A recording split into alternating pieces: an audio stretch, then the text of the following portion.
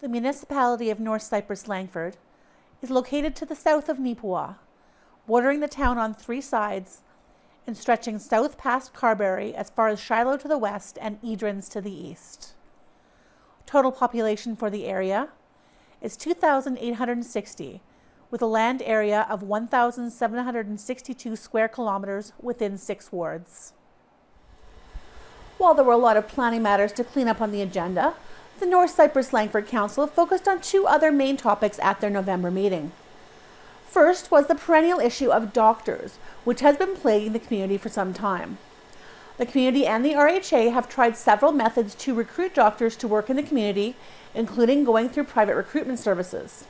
Dr. Dave Maharaj and Barry Bannock are responsible for helping to recruit 4 doctors to the community, 2 that work locum to keep the ER open and 2 on a more long-term basis. They were promised $12,000 for each doctor, or a total of $48,000 by Prairie Mountain Health, but as of the date of the council meeting had received nothing. As a courtesy, and because they knew they may find themselves needing their services again in the near future, the Health Action Committee and the town of Carberry have agreed to pay $12,000 each and are asking if North Cypress-Langford will do the same. This will not cover the full amount owing, but it would be a good faith gesture to maintain the relationship. The province may still come through with the amount owing, but there has been no response from them as yet. For comparative purposes, going through a recruitment agency to find doctors would be at least $50,000 for each council per doctor. Council ultimately agreed to pay the amount requested out of the Healthcare Reserve Fund. As well, Council welcomed a delegation from Canoe, a national program that pre-vets tenders on behalf of the public sector organizations. This would save the municipal administration a lot of time and effort and can result in better deals due to economies of scale. Canoe is partnered with the Association of Manitoba Municipalities and already works in several areas of the province and is fully compliant with all regulations that govern procurement in the public sector. Council will be looking further into this option. Finally, Council was informed of the resignation of Rachel Andrews, Development Officer with the Cypress Planning District. Andrews has been a staple of council meetings for some time during a period of tremendous growth and was instrumental in updating the North Cypress-Langford's development bylaws. Also covered at the meeting were a one-time gift to the Carberry Daycare Committee, application to the Manitoba Grow Program for fire equipment, vehicle procurement, gravel purchase, the purchase of tablets for council use, and approval for 100 new water hookups. Following is the November meeting of the Municipality of North Cypress-Langford in its entirety. Resolution 289, 2024, be resolved that meeting be convened at 9 a.m. with regradation in the chair. Can I have a mover, please? Grant, seconder. Dallas. All in favor? Opposed? Carried. Thank you. Adoption of the agenda, Resolution 290, 2024. Be it resolved that the agenda for the regular meeting of November 12, 2024 be adopted as circulated. Can I have a mover, please? Robbie, seconder Malcolm. Anybody got anything to add to the agenda? All in favor? Opposed? Carried. Thank you. Got Grant and Dallas for the first one. And Robbie and Malcolm for the agenda. Thank you. Yeah, thank you. Yeah. Resolution 291, 2024, be it resolved that the minutes for the regular meeting of October 14, 2024, and the joint meeting minutes of October 28, 2024 be adopted as circulated. Could I have a mover, please? Harold, seconder. Malcolm. Any questions on the minutes? All in favor? Opposed? Carried. Thank you. Ainsley won't be here till 9:30. They come in person or? No. No, on Zoom, okay. Yeah. Go down to finance and accounts, resolution 292, 2024, be it resolved financial statement for October 2024 be referred to council. Can I have a mover, please? Robbie, seconder. Sharon. Everybody have a chance to look over the financial statement? Questions? All in favor? Opposed? Carried, thank you. Resolution 293, 2024, be it resolved to check accounts, checks number 31124 to check number 31184 totaling $6,224,902.22 and direct deposits withdrawals totaling $110,180.79 be approved for payment. Can I have a mover, please? Malcolm, seconder. Harold? Any questions on those checks? All in favor? Opposed? Carried, thank you. Time's Rachel coming? 9:30 or 10, sorry. Okay, then We we could might probably go skip through everything. go down to number 7 then, Teresa, bylaws. Resolution 303, 2024, be it resolved that bylaw 6, 2024, being a Health Action Committee amendment to the current Health Action Committee bylaw 5, 2023, has been given first reading on November 12th, 2024. Can I have a mover, please? Bella, seconder. Grant. Grant, What's this about? Just a Comments? simple little backstory, that there's enough of us around the table that we wanted a couple more positions for just at-large members. If we have someone wanted to be like our fundraising. fundraising, lead. So it's been requested that, because there's always 2 council reps from each side going to each meeting. So it's been requested that if we're okay with it, to go down to just 1 council per side, and then allow 2 more eager volunteers to be bringing forth to the table. So town was okay with it, and Grant and I were okay with it at the meeting, so as long as there isn't any issues with that. There's kind of a little more to that though, in that letter that's attached to from Loretta, right? Like there's a lot more to it. There was also the one more little tweak too, that there was there's always a staff position. So there's one person kind of not on paper, but Kim Marquette's comes, but with her shifting, it's not always easy to come like at a Tuesday at 1 o'clock. So they want to allow to have Second in command. allow a backup for that position as well. So Grant and I will still be each other's backups, and then same as the town. How many members on the committee?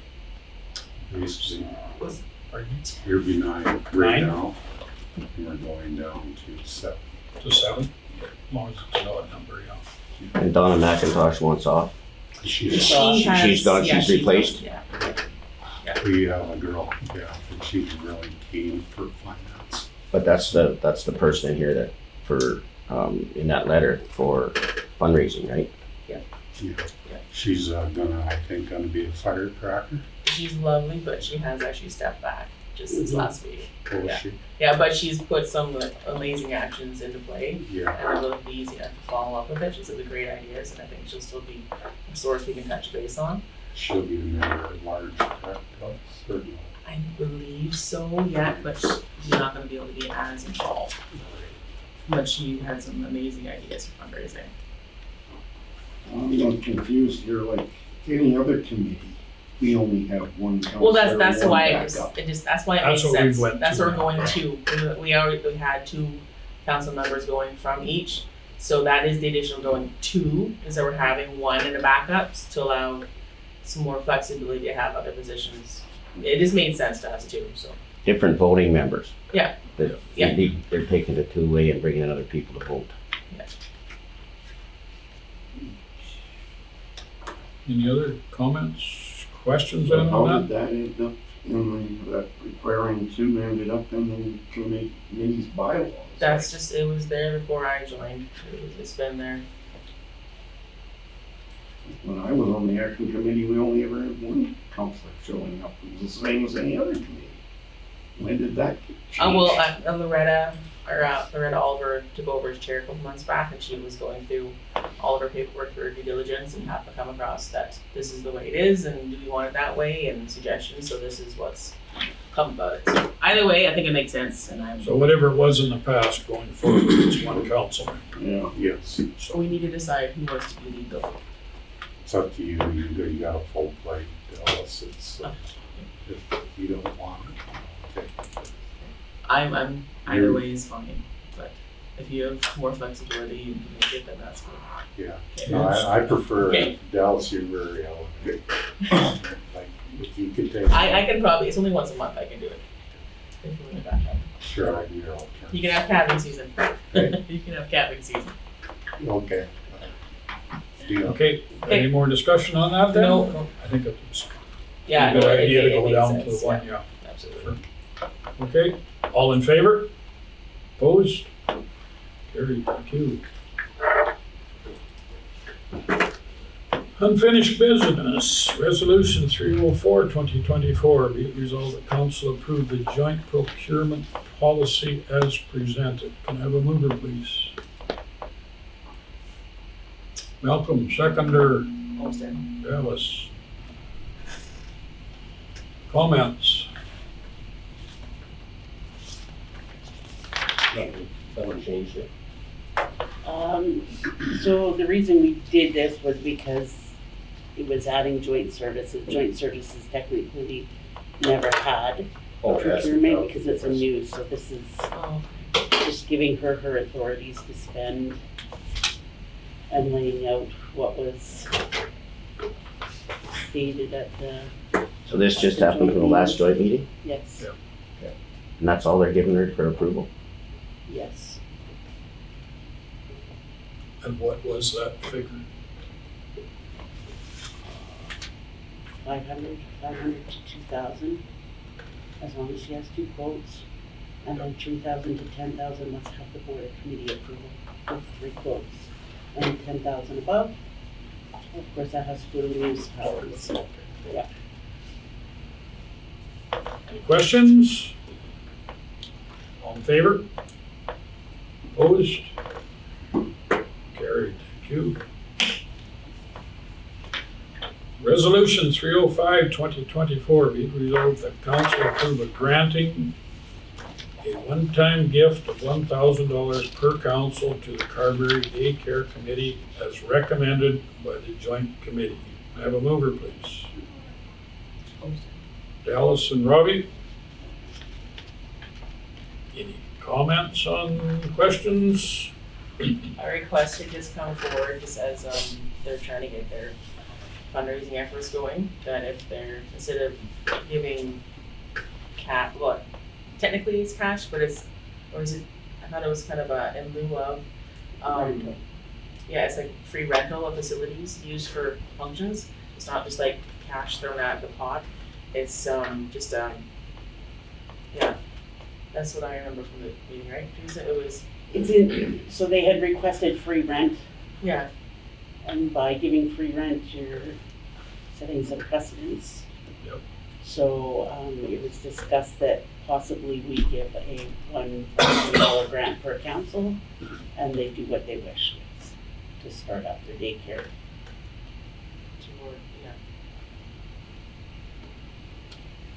Pretty good, pretty So good. it's just going into general revenue as they see fit. Well, it's, they could pigeonhole it to put towards rental and like expenses that come Yeah. up towards their Yeah. fundraising efforts, yeah.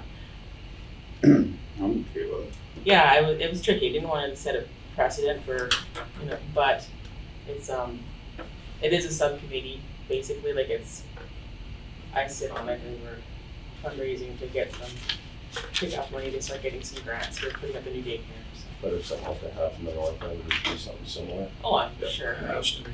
Yeah, if requests came in equally, it's a pretty eager committee, so. I myself am okay with this, but. Daycares are very important for both communities. Yeah, the EDO had said that when they did the community survey, like the two highest needs for bringing in any more business for people in town were doctors and daycare. So, So, Anybody else got any other comments, concerns, questions? Call the question then, all in favor? Opposed? Carried, thank you. oops.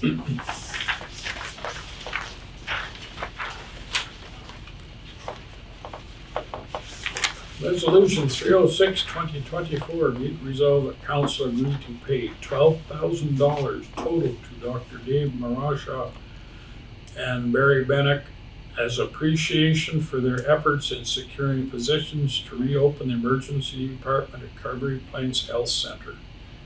I can talk Can I have a about this. mover, please? Homestead. Tallis, seconder. Grant. Grant. Comments? This came up at our Health Action Committee. Dr. Maharaj and Barry Bannock were the two folks, like they're in the private sector, but they're the two folks that physically search and organize our local doctors, and in a roundabout way, like directly or indirectly, they did plant the seed to get the two doctors that are here right now. Technically, like Prairie Mountain Health had a hand in it, but these two folks did all the legwork to get the doctors into town, to get the ER open. So originally, Prairie Mountain Health was to be paying, they made a deal with Prairie Mountain Health that they were to be paid $12,000 per doctor they got. So technically, they have, I think it's 48 grand owing to them.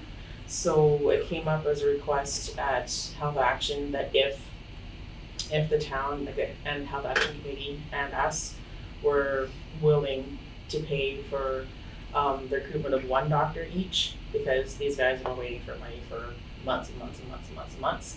And so the Health Action Committee and town have already agreed that they are each paying their own 12.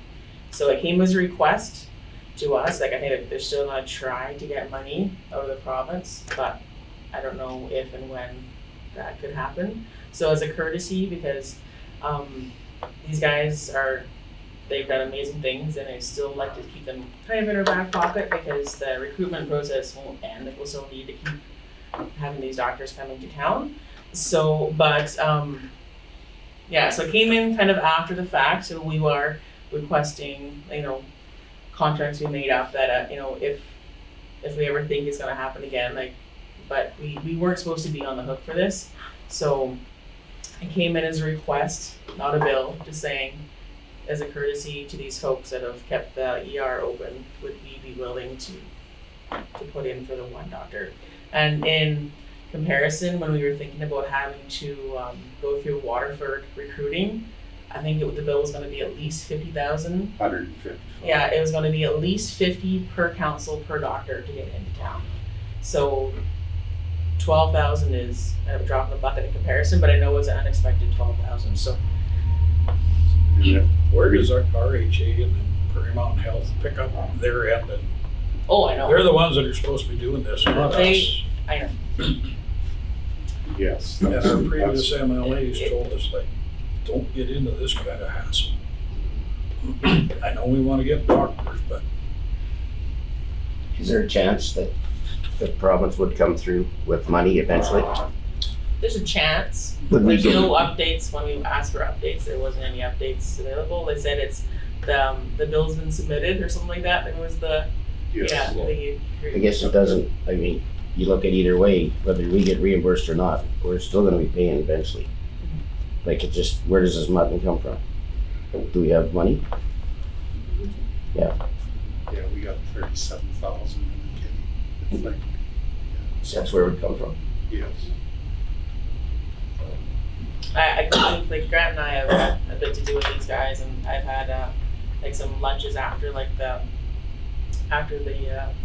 the speeches with the WAB in town, and their efforts are going to be continuing for sure. Like they've got a soft spot for Carberry and want to see doctors keep coming, and so yeah, they've had virtually no financial benefit as they were promised. So I know we didn't promise it, but yeah. So the other two parties have agreed that they want to do $12,000 as a gesture of appreciation.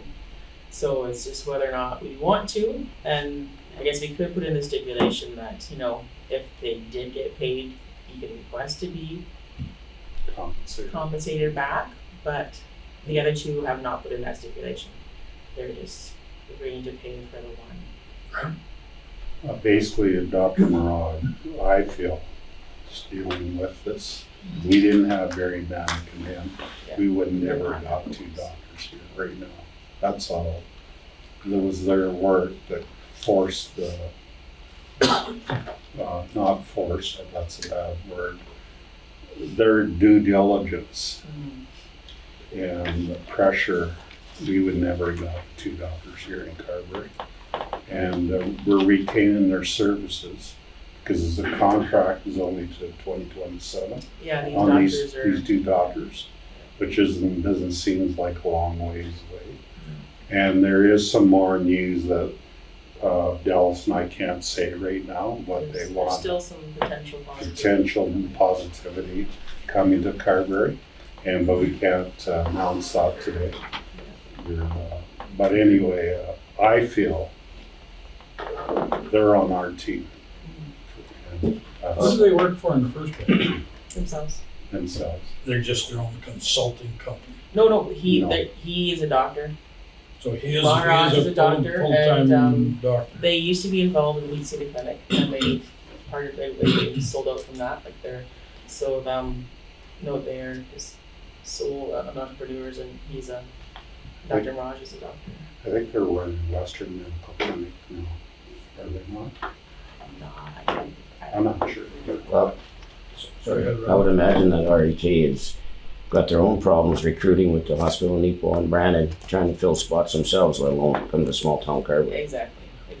So we need We help. were not feeling like we were a super priority, and even though we were top of the list of quotes for Behind a long closed time. doors, probably not. Yeah, so no, these guys were instrumental. They made up the actual structure of how the rotating locums come in and out to keep the ER open.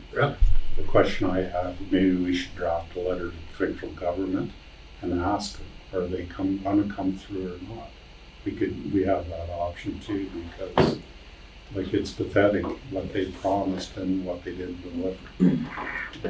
I guess my concern is if we were to cover this bill, we're doing 2 things. One, we're setting precedents. This money was supposed to come from somewhere else, not it's coming from us. Secondly, this, I'm trying to phrase this, once we paid the bill, will Prairie Mountain Health feel that they're off the hook now? We've covered their I don't debts. think there's any intention to tell Prairie Mountain Health. They were, We'll get around. I'm not trying to be, where the request came in as just a token of appreciation. oh no, I get that. Yeah. But if we're sending precedents on it, because we weren't supposed to cover this in the first place. And then too, if the money does come through, like if the bill is paid, if I went and paid your bill, do you feel due to pay it as well and don't reimburse me? Oh, I know. It's just going around the health action table like we, I'm not saying that, yeah, you know, We Well- could, tired of it. could we not put, like, excuse me for my ignorance if I'm wrong, not put a request from the federal government, put it in this year's budget? Are we too late to get an appointment with the minister at the convention? I think so, yeah. I'm pretty sure the That'd be the towns, place to put be. in a request, I'm sure. I think they said the health action day, the towns put in a request. There's no confirmation yet whether they have one yet, but, I'm with Malcolm too, but then Dallas and I are just bringing the information forward. And it's overall council decision. But I truly believe Carby would not have had the doctors, plus of these 2 men. And that's just the way it is right now. We want to modify our resolution here a little bit and put on there to be taken from the healthcare reserve fund. Is that okay with the mover and seconder? Yes. I would be okay with that for sure. Because that's where the 50 or 100,000 would have been coming from. if we Like had the money was put there for this, so that's where it would come out, not out of general. So Yes. it's the precedent you're setting. Is it the right thing or wrong thing? I don't know that answer. But you gotta have doctors too. You could put like a one-time payment, but that, But I mean, it doesn't matter if, Just to retain their services. yeah, like I would assume that, like in that hospital in Equal, that they're gonna ask for more money for certain things down the road too. Hard to say, Yeah, like, you know, like you Yeah. don't know for sure. I mean, it's not like doctors are important to the community. And who knows, these doctors that they're here, they might end up in Equal, back and forth. It's hard to say, right? Like, Basically, you know, Nepal's growing, Carberry, I feel, is on the verge of starting to grow. And we have to have the infrastructure and foundation for growth. We have to think in the future. And to me, Carberry needs 2 doctors at least. And this is, till we get a resolution from the provincial government, they're still on the hook for 12 grand. 40, 50. 40. Yeah, 48. Yeah. This is the quarter, yeah. Yeah, so Health Action's 12, we're 12, town's 12. And then there'll still be 12 outstanding for the government to come and get on. But, so, are these guys done? This is for the 2 doctors that are here and 2 other locums that kept the ER open until these doctors arrive. So, there's gonna be more money required over time for these guys, Well, just, potentially? Possibly, but if so, it'll be like a paperwork ahead of time, not. Yes, like that would be Being better. realistic, saying, by the way. Yeah. Maybe contract saying that if Greenmount Health doesn't come through with money, there might be this much per doctor later on. But there is a little bit of good news too, though. Like our health action committee was invited to go have lunch with the Equal clinic, with Dr. Milligan, because he is doing a residency program over there. So he's hoping, we're hoping that in that talk, now that we have 2 full-time doctors, that we'll be eligible to have, you know, some students coming through too. So, Nice. yeah, right, everything's a bonus.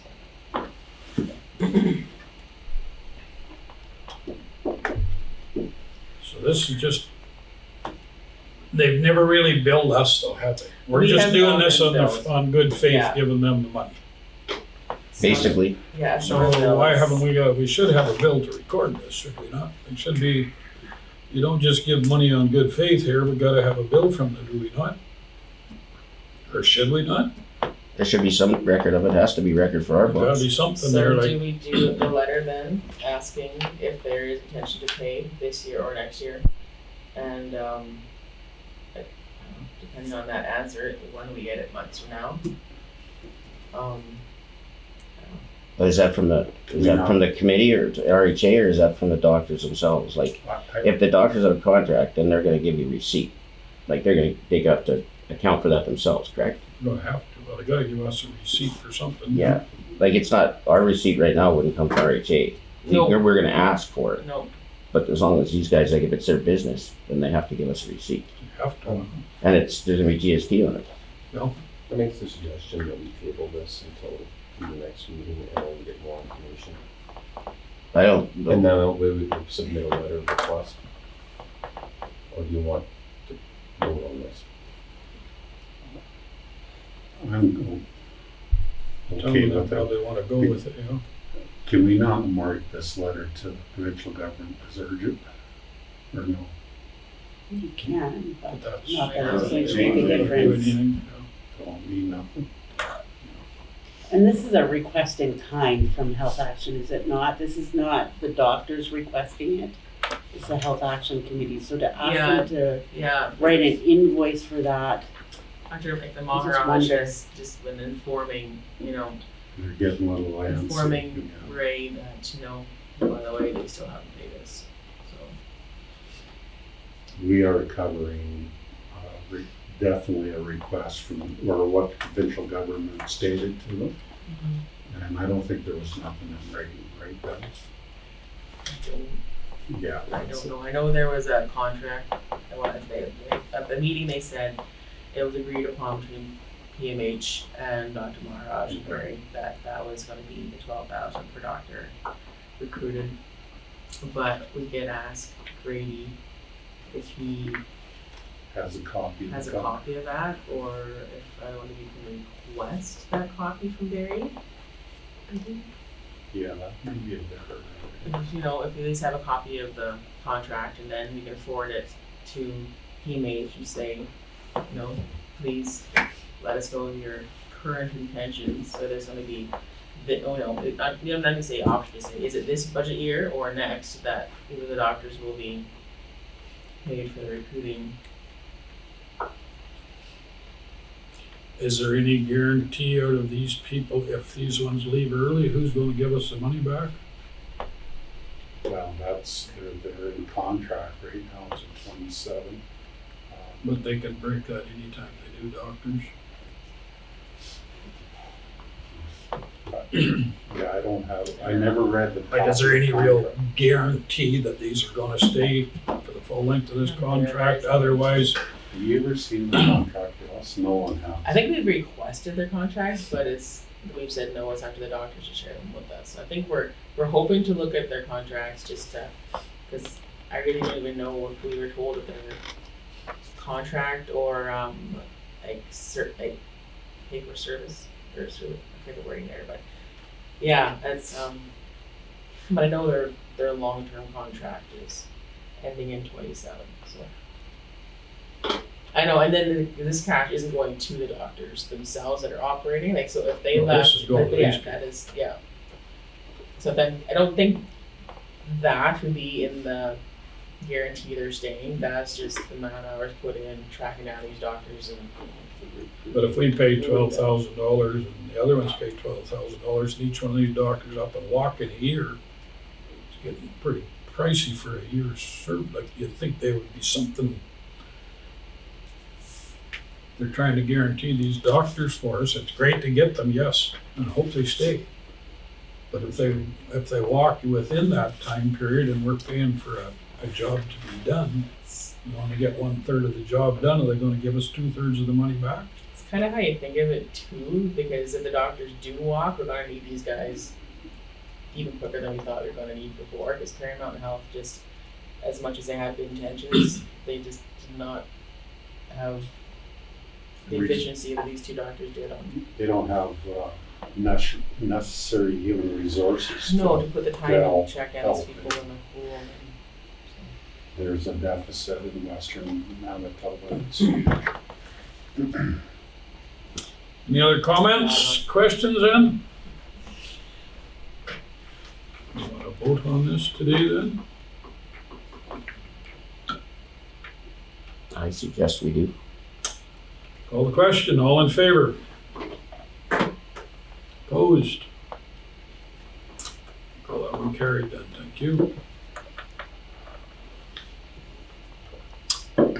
Ainsley, welcome. Thanks for having me. Come on up, have a chair here in front of you. Can I hook up to the screen? I have the. You sure Yep, yep, can. come on up here then. Great. Another chair. I'll move down a little, and I'll give her my sugar. Sit over there where Teresa is or Malcolm here, please.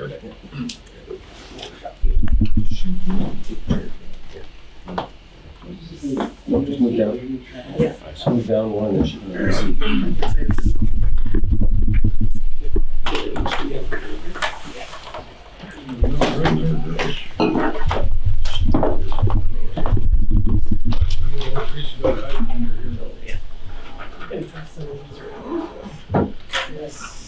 Supplier directories. Get you two to share this one. Don't want to mess up your neck here. Take your Notepad.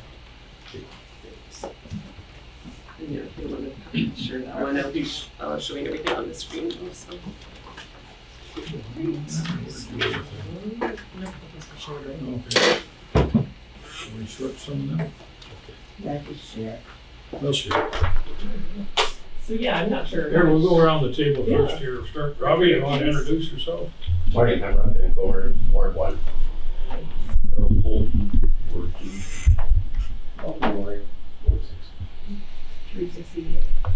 Ainsley Murdoch, Climate Relations Manager for Pink. Grant Jardine, Ward 3. Okay. John Davidson, Council Ward 5. Instead, Ward 4. Ray Grayson, brief. Nice to meet you. Yeah, nice to meet you. Thanks for having me down. yeah, I kind of was talking to Teresa and we went through a bit of the report that you guys have in terms of what you're using for a program and what you're not, and new programs you could therefore take advantage of. So she thought it was a good opportunity to kind of go through how the whole program works. Not sure how much time I have to do. You want me to keep this 5-10 minutes or 15? Yeah, that's I'll look for you. Sure. Good, thank you. So for a lot of you who don't know about the program, I'll do kind of a quick overview, and feel free to stop me along the way if you have any questions. It looks like, I do have your report here.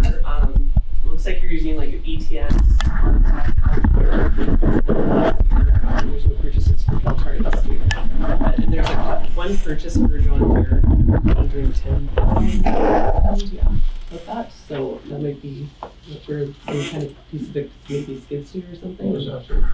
We had graders purchased. No, not for 100. Yeah, we can always look into that, because I don't get to see the details of what was all purchased, and we only see the reports until it's actually delivered, and it's 6 months after it's delivered. So if there's nothing showing yet for grader, that could be coming too. So. But for those of you who don't know, we are partnered with AMM, and we're one of the largest group purchasing organizations in Canada. We work primarily with the public sector, so think of that as anything it's called the MASH sector, so municipalities, academics, school divisions, hospitals. So we work with Manitoba Hydro, government in Manitoba is using our program, for instance, but do keep that in mind if you have anything in town that could utilize the program where they get access to steeper discounts. They're fully eligible to use the program for free. So like nonprofits, the only thing the AMM charges is there's a $100 fee for school divisions. But basically, if like even the fire department, if it runs on a volunteer basis, they could use the program for free. And it all depends on billing. If the billing goes through the municipality, then that's covered through your membership. Otherwise, if it's run on its own, like on a committee or something, they would sign up for their own AMM number. So they can all use the program. And how it works is we actually go to tender on members' behalf. So think of it as we're in your shoes going to tender for fire trucks, graders, drones, everything that you might be looking to purchase on a regular basis. So we've completed the tendering process on your behalf. So think of it again as we're in your shoes. We're saving you all that soft cost and when time it takes to go to tender. And you wouldn't have to, you could purchase direct from your local dealer. So is there any kind of questions on how that works? And then as well, you get steeper discounts through the tendering process as well. So, and I can show you a bit about how that works. So is there any questions about kind of how that process works? And how we go to tender? You must have a kind of an average of how much each tender would save you over us bidding compared to you. Yeah, we do. We usually say it's about the same had you gone to tender on your own. If not, it should be a little bit better because this is all economies of scale. So we do have larger purchasing power than you would on your own. Right. But I can show you, like in a couple of instances, like for a greater purchase, what your discount would be off of MSRP. Okay. So the only thing you have to do to use the program is post a notice of intent. Is that something you're doing on a regular basis? It should be annually. Yeah. So I can share this. It's all in your kit here. So this is the only requirement set forth by CFTA to use the program. So just to back up again, as we are going to tender on your behalf, we are fully trade compliant with the CFTA and NWPTA regulations. So again, instead of you going to tender on your own, think of it as you're included on all these contracts we facilitate. So we're saving you all that, 250 admin time hours it would take to go to RFP on your own. And yes, the only requirement to use the program is to post this notice annually on Mercs. So just make sure that you're doing this on an annual basis. You only have to post it once a year. And it's inclusive of all programs. So you don't have to post it for every purchase, just once a year. Otherwise, you are set up with an EMM number, which I can give you in our summary if you'd like, but because sometimes CalTire might ask you what's your member number. Otherwise, you can have access to all these suppliers, so it's good to go through that list in front of you there, and I'll share this digitally as well. It is included on the website. You'll see each one has a unique contract number. That's actually pretty important. You should be referencing that when you're speaking to these suppliers. And you should also make sure it's part of your invoice when purchasing. So for example, for Grant Tractor, they should be including that as a PO or somewhere. Because the most common question I get from members is, how do we know that it went through the program? And that's kind of how you know. Also, it's good for auditing purposes. If you ever were questioned and said, like, did you go to tender for this grader? It will all go back to the contract that's awarded through the program. So this is a good alphabetical list. There's over 350 programs that you have access to that you're likely not using, where again, we can get you competitive pricing. A lot of times, like I've saved $90,000 for a crawler for City of Selkirk. Tires are for sure a discounted program where I can guarantee savings on that. So there's just every contract's a little different in terms of how the discount structure works. So it's good to kind of just start those conversations with these suppliers, and especially if you're already using that supplier, and say, what is the discount like under the canoe contract, and how may it be more beneficial. So definitely start those conversations. There's a couple different invoicing procedures you'll see here. So the ones you are using, like ATS, ARMTech, you'll see those billed through AMM. So that's how you know it went through the program, but about 90% of them are billed direct through the supplier. So that's why I have this list here of invoice through associations. So if you're using any of these suppliers, yet it's not invoiced through AMM, that's how you know you're not getting the most beneficial discount through the contracts we have. So like definitely if you're using MCO or something, I don't see that on your list, but Finning, I mean, that's through Saskatchewan there, but sometimes AMM members, if they can go across to Saskatchewan, they get access to that Actizyme, that's water treatment plant chemicals for lagoons and things like that. So these are all accounts that we can set up on your behalf. So this is why I've included that in your kit as well here. You can just check it off and send it to me, and I'll get those accounts set up for you. Staples, you get up to 90% discounts. So I don't see you using Staples. So I'm not sure what you do. So if you could see, Oh, yeah. okay. I don't see, yeah. Okay, I didn't see that on there. So I don't know if it's, yes, did you ever see like it go through AMM, like a bill for that? Okay. So that's one that we should definitely look at, because it's called core pricing strategy, where they get to know what kind of paper and pens you order. They add it to a special category to kind of double your discounts. So there's ways we know within the contracts of how it really, you can get up to the 90% discounts. So I'll go through that, but yeah, that's a good one for us to look at there. Granger and Napa are almost guaranteed sales as well in terms of discounts. We've done competitive pricing against the municipal level, and our contracts are better for both of those. So again, those are ones that are actually billed direct, but I included them on this list just to highlight. But so that's a good list to go through. This is just kind of all the things I'm going through today, checklist how to use the program, because these are, again, the most common things members are missing, that they're not using the contacts noted on the website. If you walk into your local case dealer, such as like a Mazer Group, for example, they are a dealer of New Holland, for example, but they may or may not know of the program. So we do always ask that you use the contacts noted on the website first. They will work with your local dealer to ensure that the canoe pricing is being applied correctly. So again, that's the most common error, where members, again, thought that they got the grader through Grant, or that they're automatically putting it through. That's not how it works. You actually have to say that you want this under the Sourcewell Canoe membership pricing, and referencing that contract number that I said was important there. So definitely, good to go through that checklist on a regular basis, just to make sure all points are covered. These are the new programs and suppliers that you're likely, again, not aware of. We're actually doing a drone breakout session at AMM convention. So yeah, keep in mind, there's going to be a lot of municipalities talking about emergency relief and how drones can help out with that. So we have a program that relates to that. So I'll be presenting at that. But EV charging stations, wastewater management, we have lab and medical supplies, municipal software. So you have like software programs or new websites, telecommunications, residential appliances. So as you say, look around the room, anything from flooring to furniture to security systems to paint, you can get that all through the program. EMS supplies, arborist equipment, skate park design, utility vehicles. Something new and exciting, the lumber and building supplies was just awarded to Home Hardware. So that's very exciting because there's a Home Hardware almost in every local. And we're just doing the onboarding, if you can imagine, across Canada, so that it's gonna be within the month, I would say, that you'll see it live on the website. But so if you do have a local Home Hardware, you can get, it is mainly for lumber, but you can get anything for like roofing, siding, to even Christmas lights. A lot of members are asking for lighting, so there's a lighting component with that contract as well.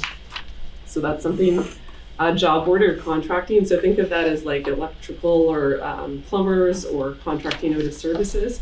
That's coming probably within the year. So we're getting a lot of requests for that. Like, what if we just want to hire a contractor to help build this shop?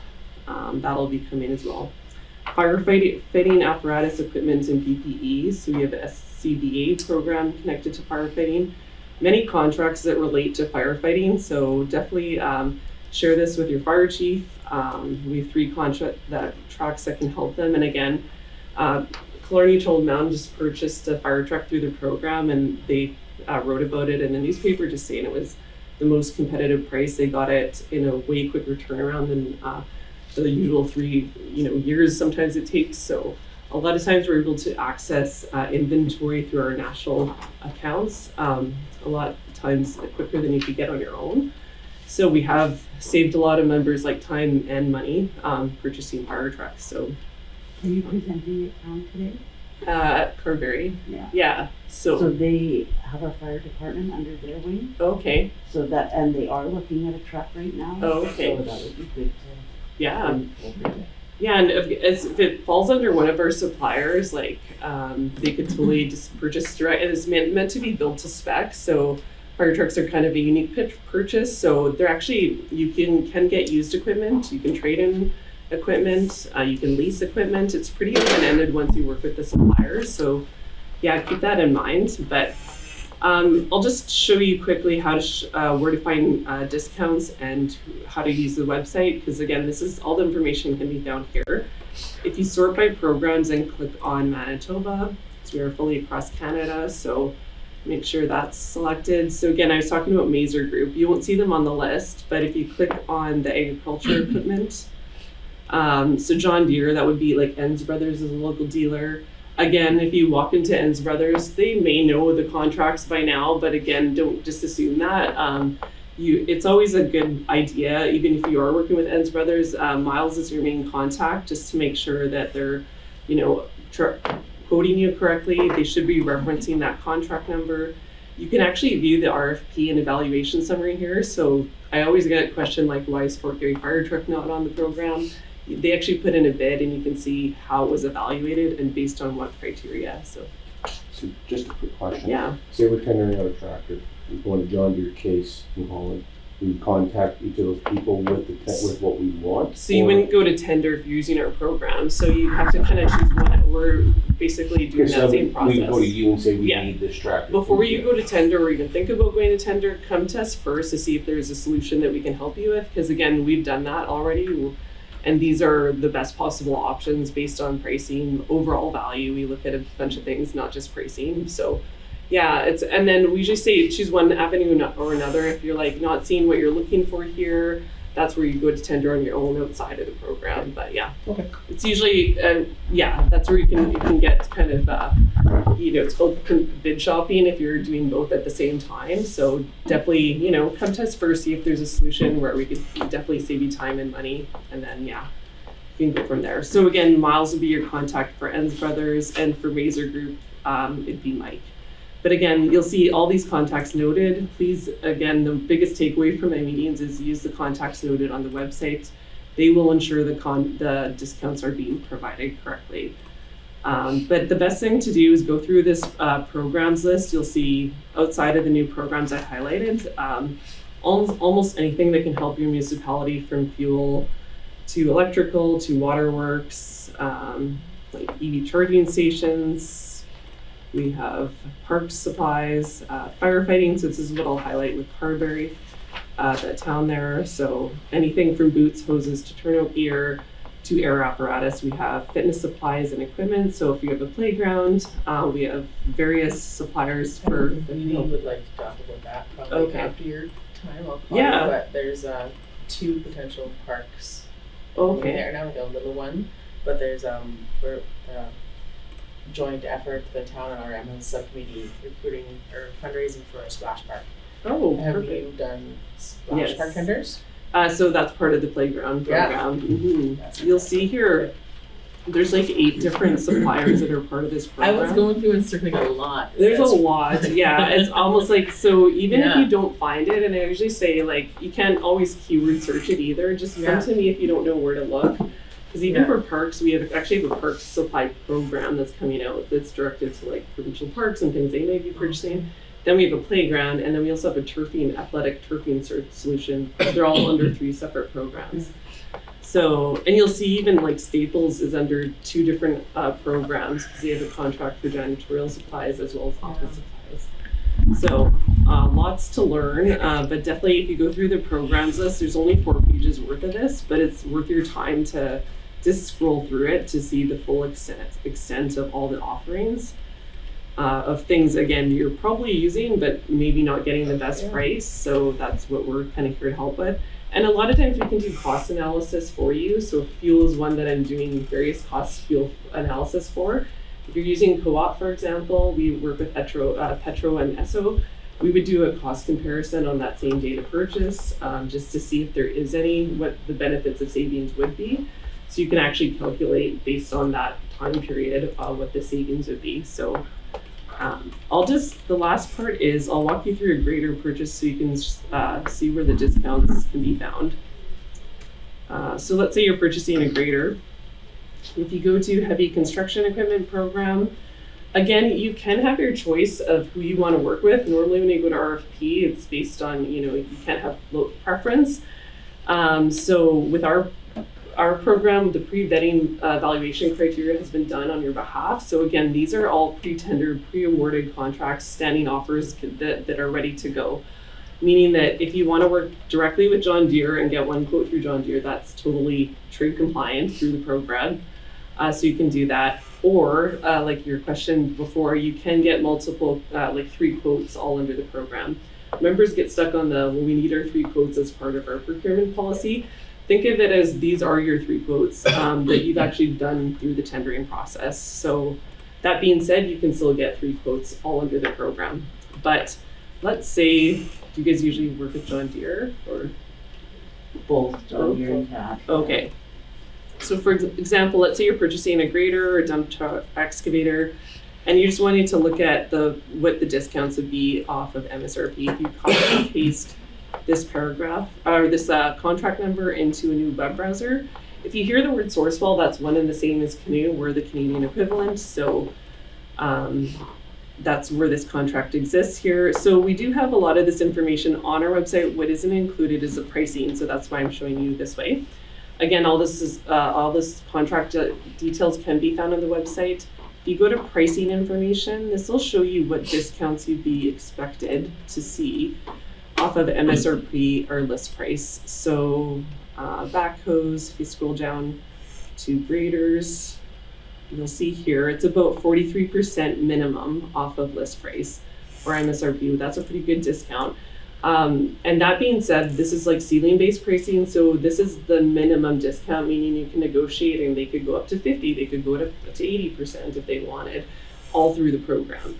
So whenever I have members saying, oh, I got a better price outside of your program, we want to hear about that because there's not really a way that could technically happen if you can negotiate, and our dealers can go as high of a discount as they want through the program. So usually, and like I'll say that because like tires is a perfect example, they're not usually quoting correctly if they got a better price outside of the program or something like that. So let me know if you ever hear of things like that, like, oh, I thought I was gonna get a better discount, or I can check that for you just to see were they doing it correctly and so forth. But this gives you a little control on the matter, so you should be asking brand, they should be separating a line item saying Sourcewell can you discount minus 43%. They should be breaking it out for you. So that's how you can kind of see what discounts you're getting for a lot of these. You can do that. Same exercise. For pricing for tires, that's fixed pricing, so it would be based on getting like a quote. So we have one contact that has the price list, so you can use that contact. Any make or model or tire, they can get a price for you.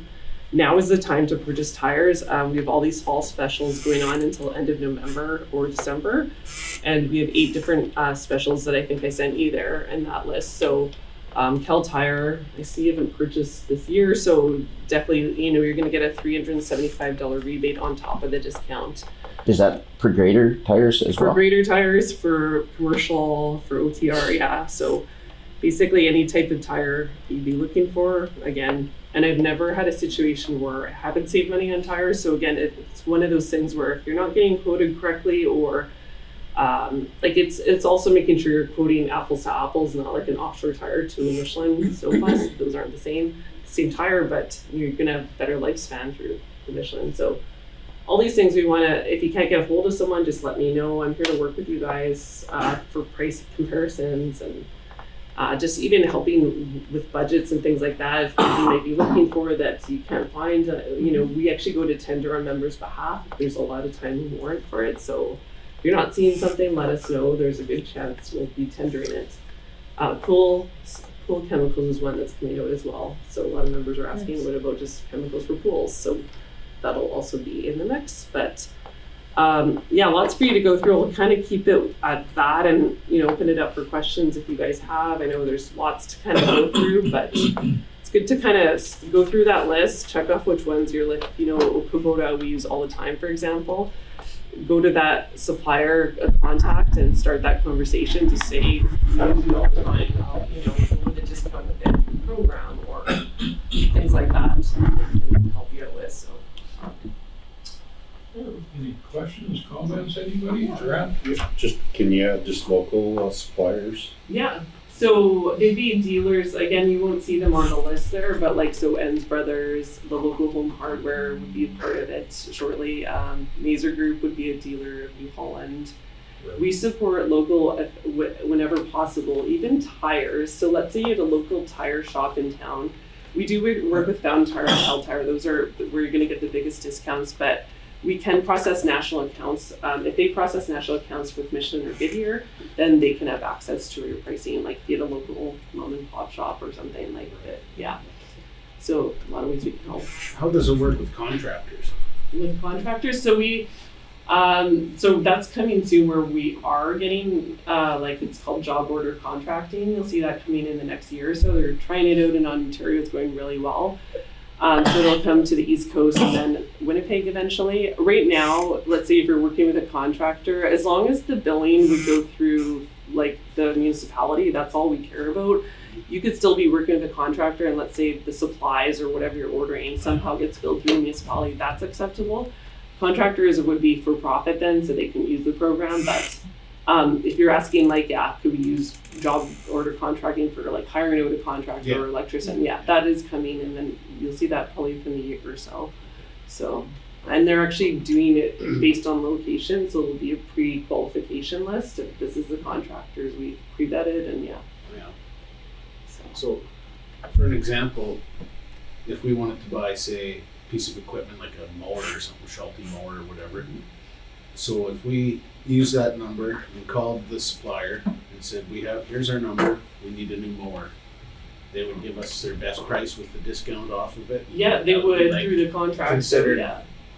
our tender, Yeah. because you guys have gone through all that? Right. So you wouldn't have to post on Mercs or anything like that, even for a fire truck or anything over that $75,000 threshold, which would trigger a tender. But even you get the benefit of smaller items and you still get that same discount. So it's not based on a minimum purchase or anything. For the province of Manitoba, for example, they bought 3 skid steers and I got 3 skid steers for the price of 2.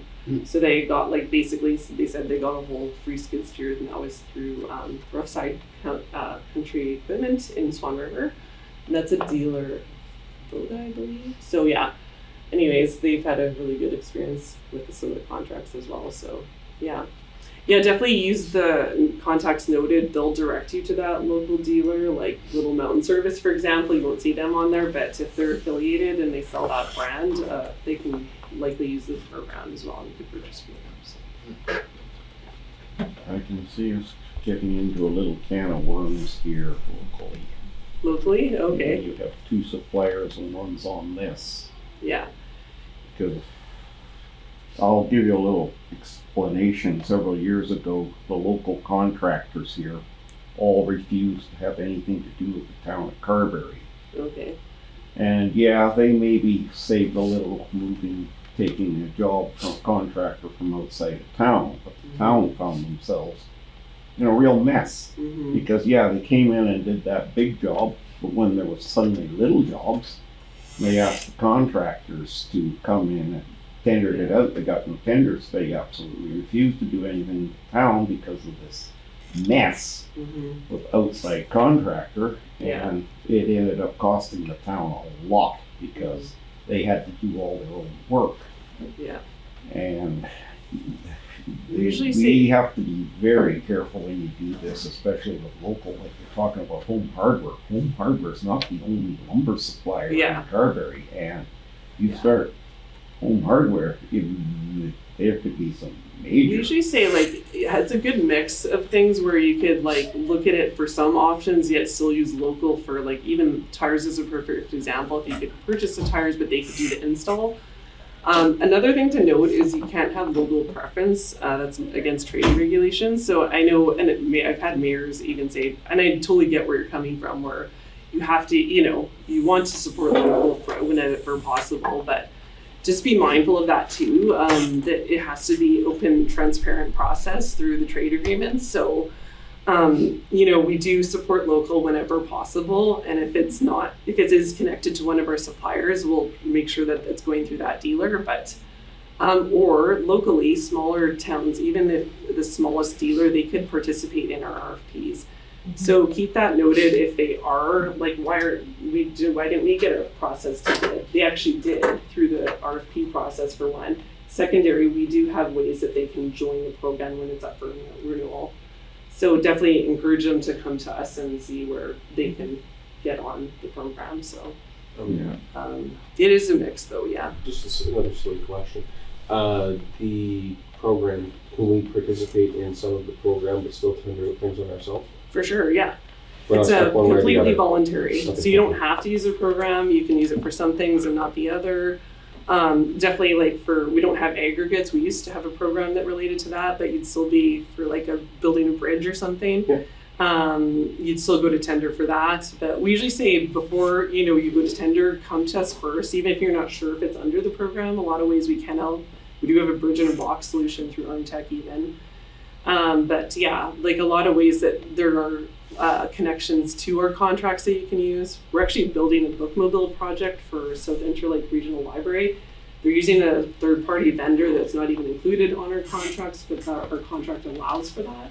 That's good to know. I know. Brandon and putting that bookmobile. Oh, in the air, really? so. They're one of the last bookmobiles running, they said, in Manitoba. So we helped them out with the whole chassis, the interior, the whole rebuild of it, and it's actually in completion now. We wrote about it in the meter, so yeah. So definitely. Sure. Does this cover equipment rentals as well? Yes. Greater, that's new. There's like Sunbelt and there's various, there's an equipment rental program, even for renting out, like there's United Rentals, but then we actually have a new rental program for graders as well. And that includes like John Deere graders and things like that. Because actually municipalities had a problem with their grader, was in an accident or something with another vehicle, and they're using the rental program just for the internal. It goes beyond graders, like to all industrial? Yeah. Yeah, like So, rent a scraper or something. yeah. We have a ground engagement program too for grader blades. So Dianco Sales, they're part of it, but Valley Blades, yeah. So there's a lot of options for you guys. So definitely let us know what's kind of in your budget, and we can help you work with things like that. So. Thank you very much. You're welcome. Thanks for having me. Very good. Thanks for coming. All your information in here and my contacts in theirs, but I will send Teresa you a summary of kind of what we discussed that she can disperse to the rest of the team. So. How long have you been working with AMN? 5 years. I was the first out of province hire actually, and that's how big it's grown since I started. Because it was based out of Alberta, and then now we're fully in like coast to coast. So like we're through AMM, we're already You're already, access, yeah, and that's the other reason. We always say don't forget about supporting the advocacy of your membership, which is important. Like even if there's an option and it's the same price, why not support it? Because AMM gets some money back. It also goes to members, so you get rebates. So it all goes back to the members. We're a nonprofit, AMM is. So if you have the option, even if it's the same price, it's always good to support, your membership. Robbie, you got a comment? No, it's all good. You sure? Yeah. Go ahead. No, it's all good. Yeah, All right. I'm Thank you always very much. available. So let me know if you have any further questions. Happy to help. That's great. Great. Thanks so much for your time. Thanks for coming up. Yeah, thank You you. too. Yeah, for sure. Is this You want to take a break for a minute here, and we'll get into Rachel's. Yeah, we Okay, let's get going here. Resolution 294, 2024, be it resolved that council adjourn the regular meeting at 10:10 a.m. Deal with planning matters. Can I have a mover, please? Sharon, second to Robbie. All in favor? Opposed? Carried. Rachel, you're up. Okay, I hate to tell you this, but you've got your schedule in the wrong order. It's all confusing. So again, with the fact that we've got these posted and sent out, I do have to stick to my order of the postings. So your resolutions are gonna be in a little bit kind of a wonky order. Because technically, Belial, it should be at 10:25, not 10 o'clock. So Okay. All right. Is anybody coming for them? that's pretty much for the reason why I have to stick to my order, Yeah. just in case someone does show up. Yeah. Sure. Okay, Yep. yep. So technically, I have Graham Farms, conditional use order 13 of 24 and variation order 11 of 24 as my first hearings. Just quickly scan here. And I apologize, there's a lot of Grahams, so this could get a little confusing for everybody. We'll work with it. Okay, with that being said, I haven't had anyone reach out to discuss with me any of the applications on the table, so unless there's been any reason or anyone reaching out to North Cypress-Langford, I'm just gonna kind of start at one end and go to the other. Okay, so my first application is, like I said, conditional use order 13 of 24, and it's to establish a rural non-farm dwelling site. And this is Southwest 341013. And like I said, I've got a lot of Grahams, so I'm just gonna slowly go through them so I make sure I've got all the right planned locations. So this is an application that is tied to subdivision 4155-24-8647. And it is for Graham Farms. So that is the establishment of the rural non-farm dwelling site, as well as a variation order. And the variation order is due to two structures we have on site. So again, typically when we establish a yard site, we don't ever think of the setback requirements if we were to ever cut it down the road. So we do have two larger farm buildings that now the property line will run between them, so neither one of them is set back appropriately. So we have had Brent Graham reach out and ask for a variation order to reduce the side yard setbacks from 25 feet, one down to 9 feet and one down to 10 feet. And again, this is simply to cut between the two structures. I'm gonna say I do have a map, and again, because we're out of order compared to Teresa's schedule there, I can circulate this. CU 13? Yeah. Pull up a map there, Teresa, Yep, or go right here. Perfect. So as you can see, we have two different structures. They're kind of forming an L. Neither one of them is set back properly, just because we would never have planned to kind of cut them right down the middle. So it's a very standard application for subdivision. And again, we always establish a rural non-farm dwelling site. And in this case, we do have some agricultural buildings that need to be set back. Is there any questions on those two? Okay. Let's make sure I got these in the right order. Okay, so again, the next application we have is a conditional use order. It's CU 15 of 24 for NCL. and it's to establish a recreational facility. And again, this is a Brent Graham application. We have a rifle range that is established on the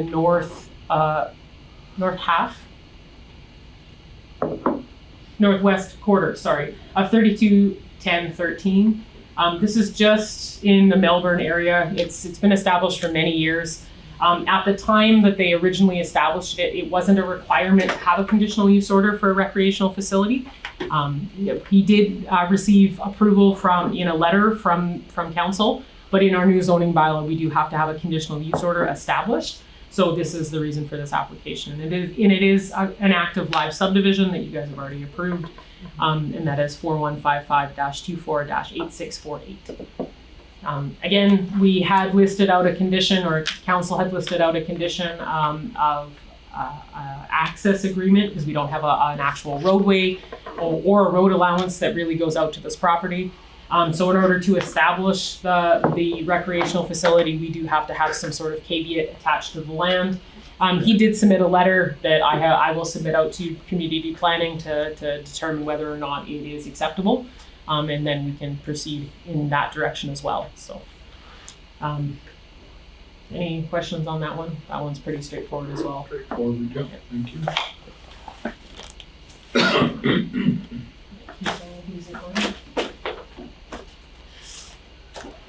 We have another rural non-farm dwelling site application. So this is 4155-24-8646. Again, for Brent Graham, or Brent and Patricia. She goes by Pat, right? Mm-hmm. So Brent and Pat have requested that a subdivision to allow for the rural non-farm dwelling site. So conditional use order 14 of 24 is to establish the rural non-farm dwelling site. And then variation order 12 of 24 is to allow for some modifications. So typically we see a rural non-farm dwelling site of 10 acres. In this case, due to existing topography and land site layouts, they are requesting 28.03 acres, so slightly larger than what we typically like to see. And then we have two front yard setbacks that have been requested. Again, knowing that this is an older yard site, we don't always have the 125 feet that we like to see. So the front yard setbacks are for the house and the garage on site, both being stepped down from 125 feet. One is to 60 feet and one is to 22 feet. And this is yard site 59142 off of Road 76 West on the northeast, 321013. Again, very standard subdivision conditions and requirements. You guys have seen these ones as approved, as an approved subdivision. Nothing out of the ordinary. Are there any questions on that one? Pretty straightforward.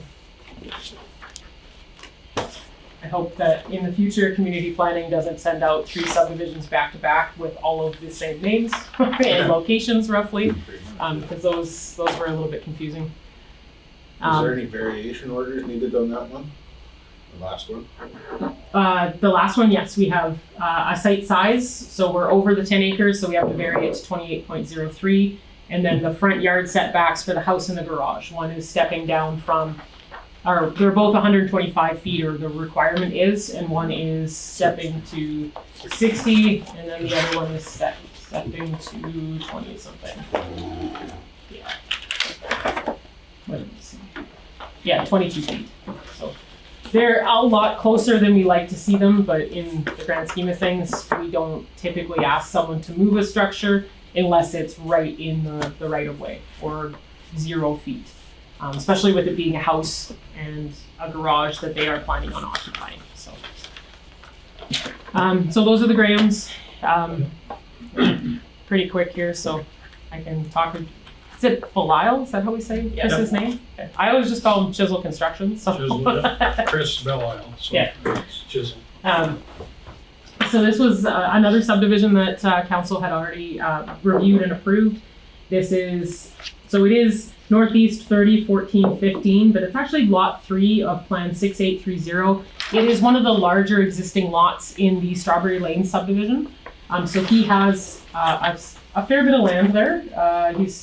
So it's in a rural residential 2 zone area. he has 15.87 acres. So what he's looking at doing is cutting that very top portion out into a 2-acre lot. The plan is to subdivide it out and sell it off for rural residential development. So in this case, there is only one variation order or one condition that has been applied. So typically we like to see a 200-foot frontage on the lot.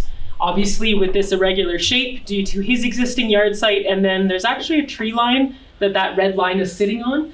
He's only going to have about 65 feet fronting onto Strawberry Lane. So that's definitely enough to create a laneway, but it is shorter than or smaller than the typical requirement that we have.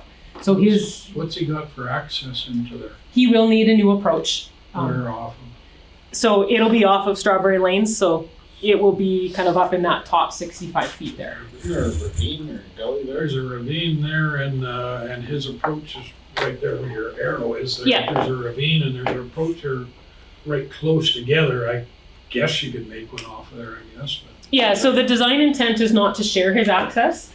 He is aware that he will be required to put in an access point. Okay. I'm not sure what his plans are, knowing that there is a bit of topography there to play with. But again, typically we see those as the condition is always laid out to the applicants during the subdivision process that any new approaches are at the cost of the applicant. So in this situation, he'll be responsible to obviously work for the municipality and put in an appropriate approach. So Are we worried about how close the approaches are to each other? not off of Strawberry Lanes Not off typically. Strawberry. So one of my suggestions is to chat with Chris, because he technically has a PTH 16 rural lane marker instead of a Strawberry Lanes marker. And his access point is definitely off of Strawberry Lanes, which can be quite confusing for the fire departments to roll in because they'll be looking for a lane marker off Highway 16. So both of these would, the new one for sure, proposed lot 1 would have a Strawberry Lanes civic addressing marker, and I would suggest that Chris gets updated as well, just so it's not confusing. But if it was highways, we definitely have a requirement of separation distance between approaches. Now, I'm not sure if the RM has one. Yeah, we do. Yeah, so that would be, again, he's got to reach out and discuss it with you guys prior to putting in that approach, because obviously it's got to be built to your Strawberry Lane's a standards. subdivision anyway, right? Yeah. Yeah, so it's not in there, but in general, You betcha. Yeah. So his laneway, I can appreciate it being where it is, and I know he plans on doing some site development prior to selling it, so that he is going to be accessing it from his laneway. But he has been told that it can't be sold as a live lot without having access from Strawberry Lanes. Yeah. So. What's his intentions down the road of subdividing the south part of it too down in the future, maybe? I don't know. That's up to I him. don't think so. Again, I'm not entirely sure, but it didn't seem like that was something that was even in discussion. If I'm not mistaken, the land to the back of the property isn't the greatest. It slopes down pretty bad. Yeah, Floodplain. it's less desirable for a dwelling to be put in somewhere too low, but The banks slumped down too. Yeah. yeah. So again, it's in this area, knowing that it's rural residential too, it's a pretty standard application to cut a 2-acre lot off. It's a little bit more irregular than we would like to see. I did have the registered landowners for plans 6085 right there in the corner reach out, just because they also have a very irregular shaped parcel. They do have frontage onto Highway 16. And there was some concern about how far back this subdivision is going to be. So there is the potential that they attend the hearing, and knowing that we're cruising along at 1025, there is the potential that they would come in. It's going to be Jacobson's. Yeah, so, if we could, pause and let that sit until after 1025, just to see if they do come in. The concern was primarily that if there is a lot of development at the back end of this lot, could that potentially impact their laneway? But I don't think so. And I did provide them all the mapping and discussions on it, so I'm not sure if they would come in or not. Those are my hearings. Any questions on that one? That was So bright. Do you know where they would build the house on that lot? From my discussions with Chris, basically underneath where it says proposed, Yeah. in that area, that's where he's going to start some preliminary groundwork. There is the potential that he would put up a small detached structure to be able to store materials in, so for the future building of the house. He also discussed possibly building the house himself, and then selling the lot and a house and it fully developed. So, and again, that isn't unheard of, especially with him being a builder. Yeah. So, It's a good location in there. You'll have to talk to us about town water if he's interested. yeah, he is aware of that, and I did give all the information to reach out on that. As you know, he's in the subdivision, so he knows. He's in the business. Yeah, and he is a contractor. So. Good. I did have, on a side note from these hearings, I did have a gentleman reach out about potentially doing a large rural residential development up near Neepawa in North Cypress-Langford. So that is potentially coming your way. I've sent all the information to him. It's a realtor. He's working with a contractor who is potentially interested in doing some modular home developments in and around the area. They'd like to stay in North Cypress-Langford. So it would be somewhere in the bordering properties around Neepawa.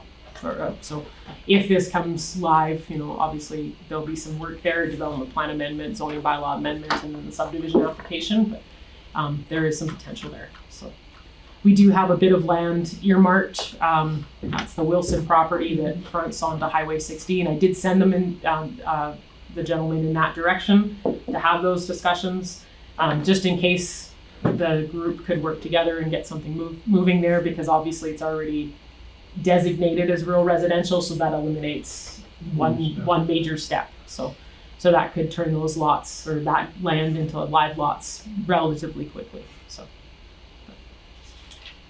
Okay, well, we're after 10:25, are we not? Yeah, so. No, I'll Just take a check and peek make and sure nobody see. did come in, if you don't mind, Rachel, No, thank for you. sure.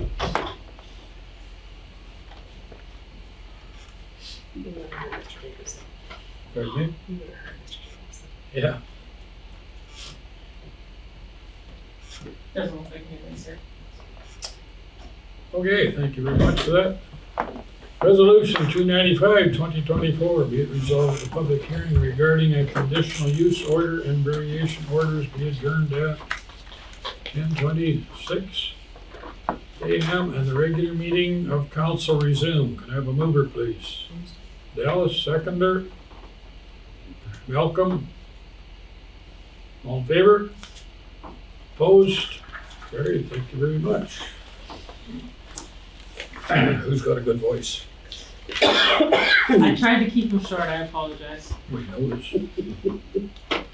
Resolution 296, 2024, be it resolved that council approve variation order B1324 NCL for Christopher Belisle, acting as the applicant on behalf of Christopher and Jacqueline Belisle, owners of the property legally described as 36830 PT Northeast 301415 WPM in the Municipality of North Cypress-Langford and located at 89048 PTH 16 to decrease the minimum parcel width of a parcel within the RR2 rural residential zone as a condition of subdivision application CPS number 4155-244-8624 from a minimum parcel width of 200 feet in the RR2 rural residential zone to a minimum parcel width of 65 feet in the RR2 rural residential zone. Can I have a mover, please? Robbie, seconder. Davidson. Jern. Anybody have any questions? All in favor? Opposed? Carried. Alice, you want to read the next one, Awesome. please? Resolution 297, 2024, be it resolved that council approve variation order number V1124 NCL for Brent Graham, acting as applicant on behalf of Graham Farms, owner of the property legally described as Southwest 341013 WPM in the Municipality of North Cypress-Langford, located on Road 59 North, Lane 74139, to grant a side yard setback to an accessory use structure of 25 feet in the AR agricultural rural zone. Side yard setback for an accessory use structure of 25 feet on the residual land in the AR agricultural rural zone to side yard setback for an accessory use structure of 9 feet in the AR agricultural rural zone. Side yard setback for an accessory use structure 10 feet in the residential land in the residual land in the AR agricultural zone. Can I have a mover, please? Actually, if it's at all possible, can we do the conditional use order first? Which is just the next resolution down. We have to Okay, establish the use and then vary it. Okay, Just- sorry. I apologize. Okay, we're gonna do the other one here and then we'll back up that. Sorry, Dallas. We can read it anyways. No worries. Darren, do you wanna read the next one? It's nice and short.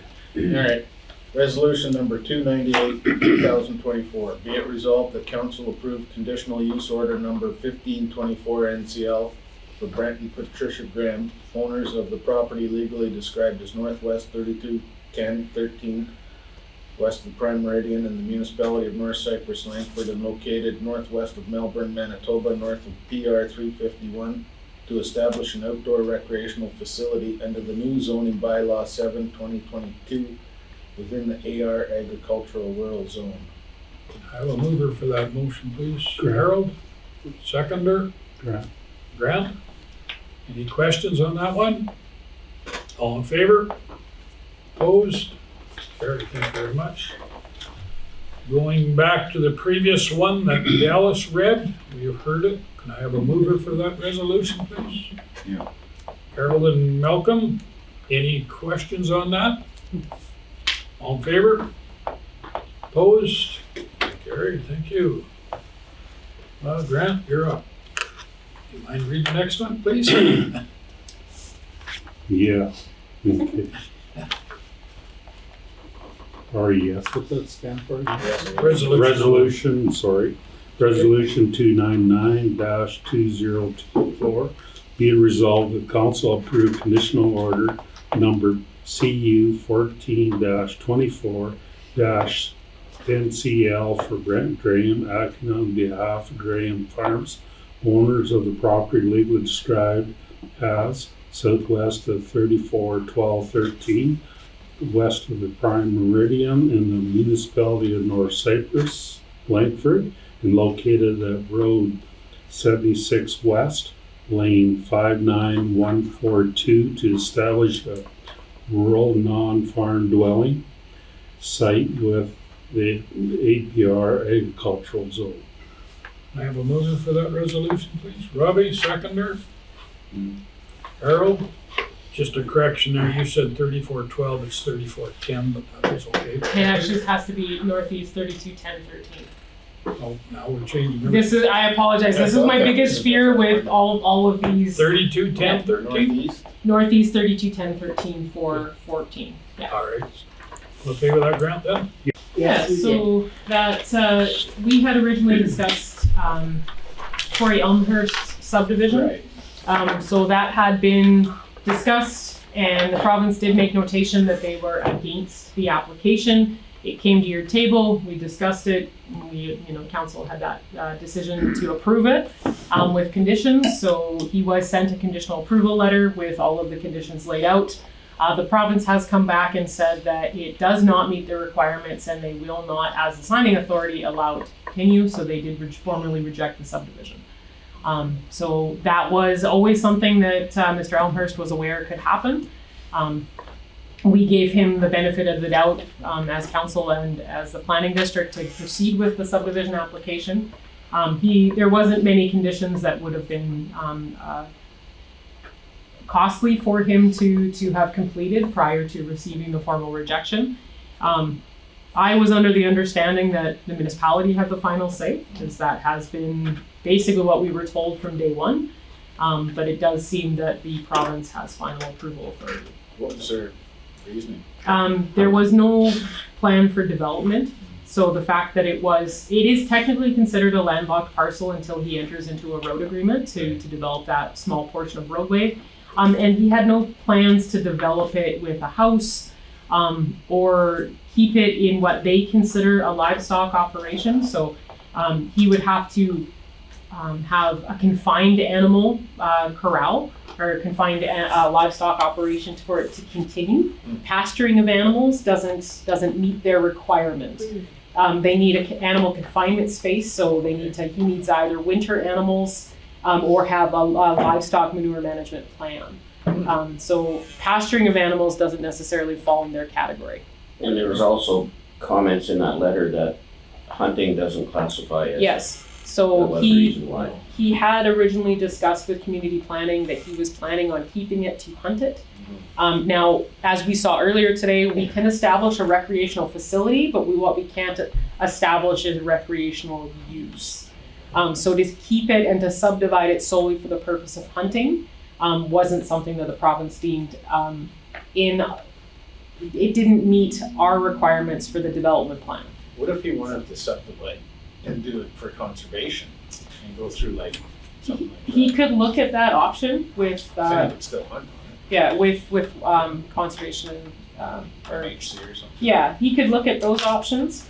I'm not sure how that would limit him in the future, but again, I don't think it would, and it's not like he had ever planned to level out the wood lot that's in there. So there's definitely some options that I will present to Mr. Elmhurst. But his initial application has been formally rejected. So That doesn't happen often, does it? no, it really doesn't. I think other than the initial low-end application that Right. we're dealing with out on 351, that's the only other time I've seen the province kind of step in and say this really doesn't meet the requirements. And again, we gave him some workarounds and we were almost done with those. So yeah, I'm not sure I completely agree with their justifications, being a cattle farmer myself. But there is some pretty hard definitions of what their livestock operation really constitutes. So,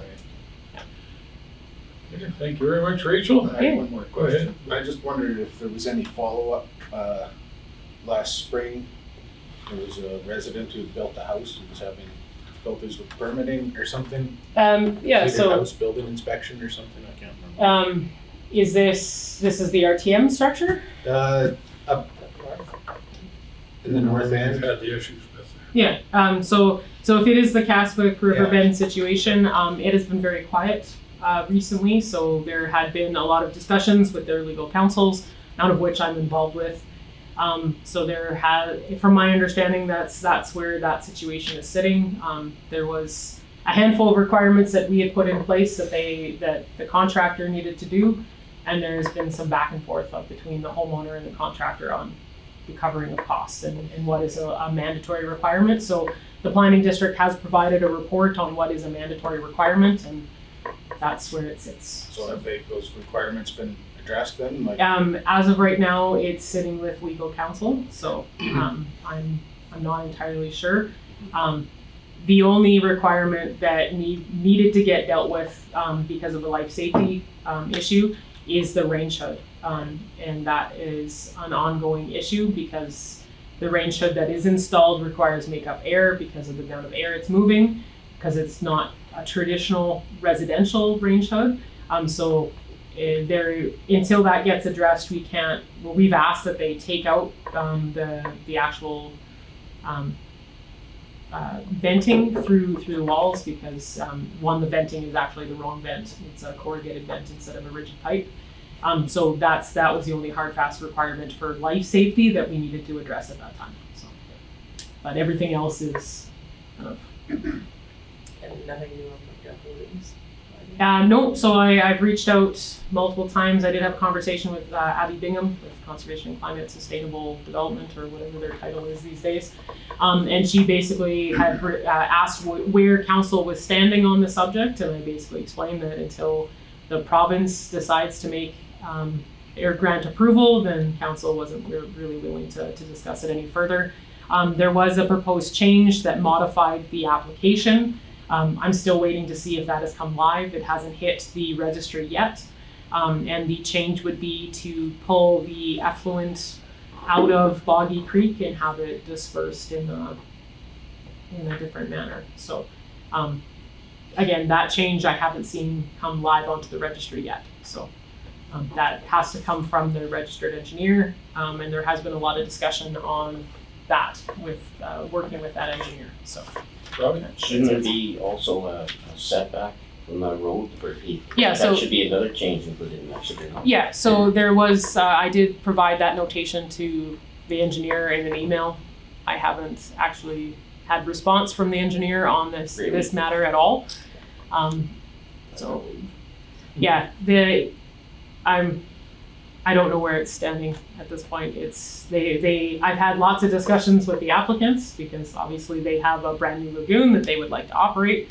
And they are equally frustrated with their own design professional and how the process is being handled. So Was there any further comments on the southeast corner, how close it is to the Boggy Creek?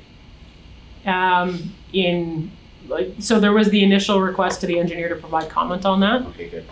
Still nothing. Yeah, okay. No, and like I said, I haven't had any formal response from the engineer. I actually haven't had any formal response from the province on what's happening with it either. I've gotten phone calls, nothing in writing from Mrs. Bingham because obviously there's some issues going on there. The lead is actually Robert Boswick. I think it's Boswick. He has never provided comment to the planning district on our questions. So. Any other comments, questions for Rachel? Yeah, I guess the only other thing that I would like to address is some of you are I aware. haven't told these guys yet. Some of you are aware and some of you are Probably all not. aware. So I guess you can shoot the messenger if you like. I have taken a job elsewhere. So as of the 22nd of November, I will no longer be with the planning district. It has been a pleasure working with you all, and I greatly appreciate your patience with all things planning. And yeah, it was a difficult choice, but one that is better suited for my family and my family structure. So, like I said, as of the 22nd of November, I will no longer be with the planning district. So. Well, we thank you for the job you've done. Thank you very much. Yeah, it's been a pleasure working with you all, and it's been an experience to say the least.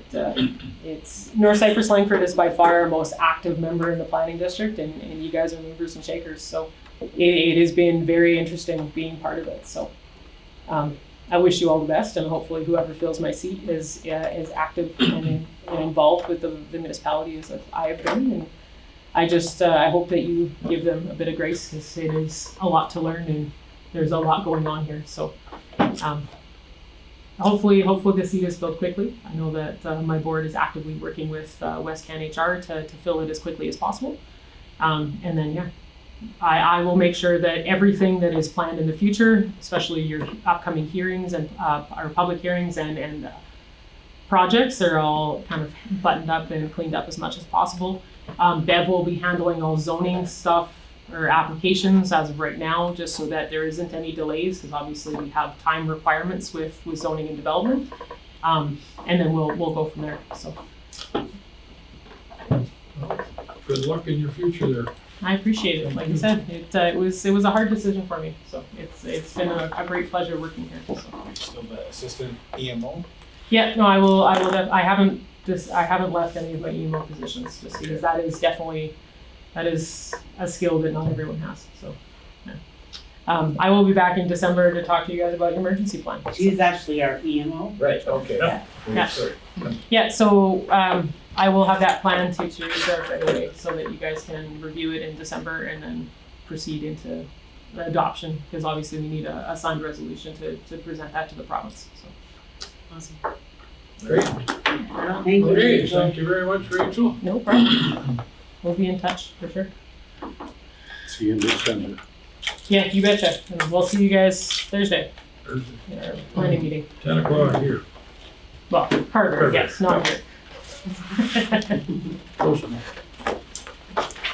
All right. You all have a good day. Yep, thank you, Rachel.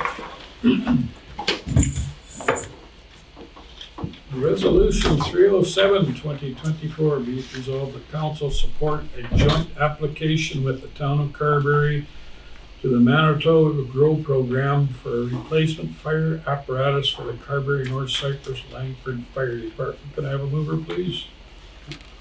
Grant. Grant, second by Robbie. Is this a fire truck you're talking about? Or Yeah. what? Yep. Okay, you getting a new one?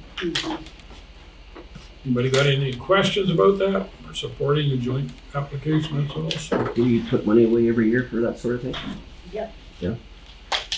We have a fire reserve. He actually asked for the balance. I'll pull it up here. This is where they should be talking to Canoe then, by the sound of things. Well, and that's why I Yeah. wanted to make sure to bring that up. I guess it Good is. push. All I was gonna ask is if, like, right now, she said there was, specials on tires. I was just wondering if there's other times of the year that she gave us where it's a better time to buy blades. Right. Just a Or if general- there's, Yeah. that's all I was gonna ask, Yep. that, I figured No, it that's can fair. wait. And it just, if there's other times of the year that this could really help us out, Like pipes and stuff. and, yeah. Yeah. So, Yeah. we can ask her 40% is no freaking joke. That's- I couldn't believe it. Well, I was thinking that's- 25. That's what comes up there, but yeah. So we currently have 196,993 in the account in the fire safety reserve fund.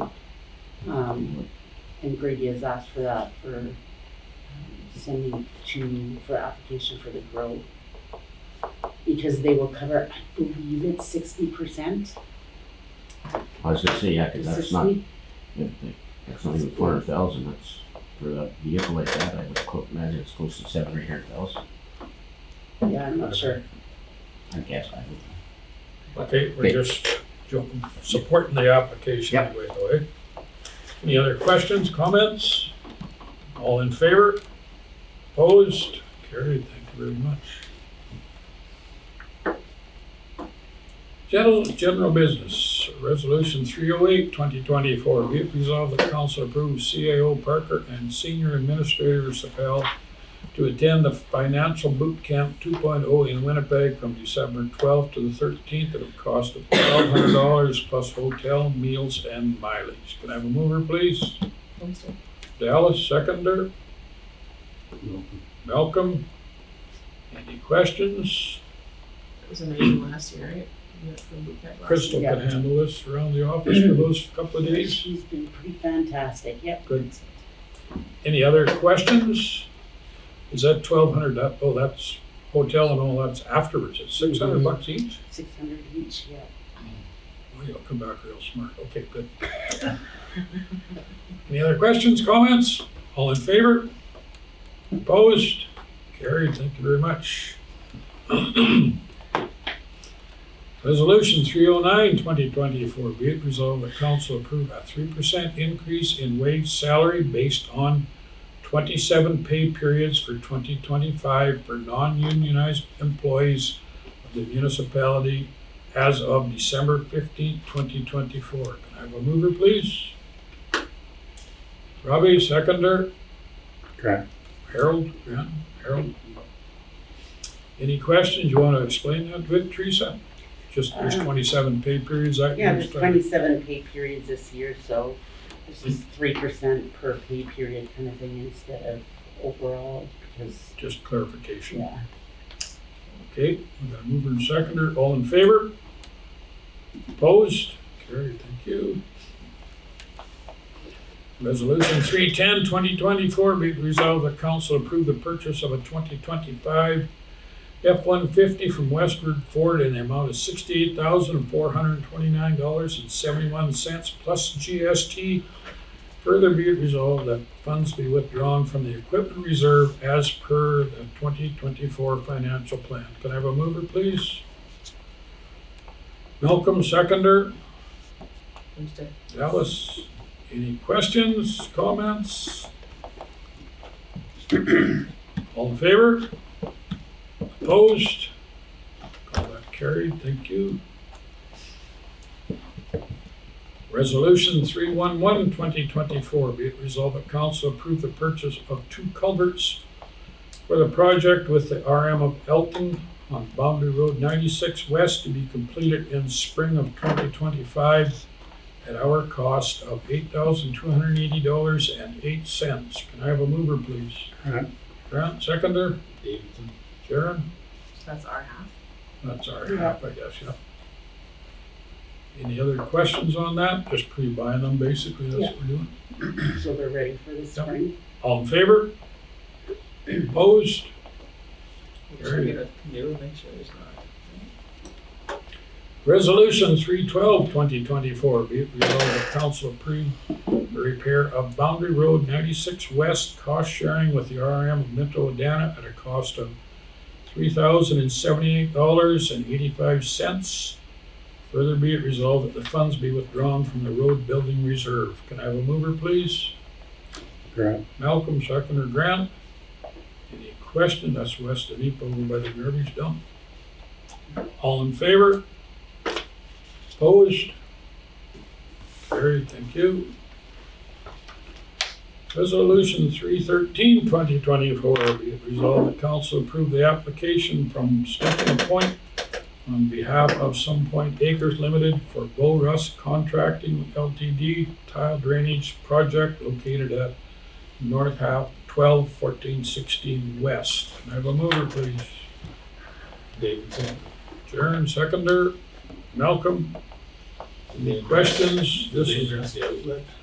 This is the one we approved last time, I just. This is didn't Joe have a Chartrand's place? Okay, this is batteries. Yep, Yeah. this is better. They haven't addressed the other yet. Okay, that's sure enough then, okay. Any other comments, questions on this one? All in favor? Opposed? Carried, thank you.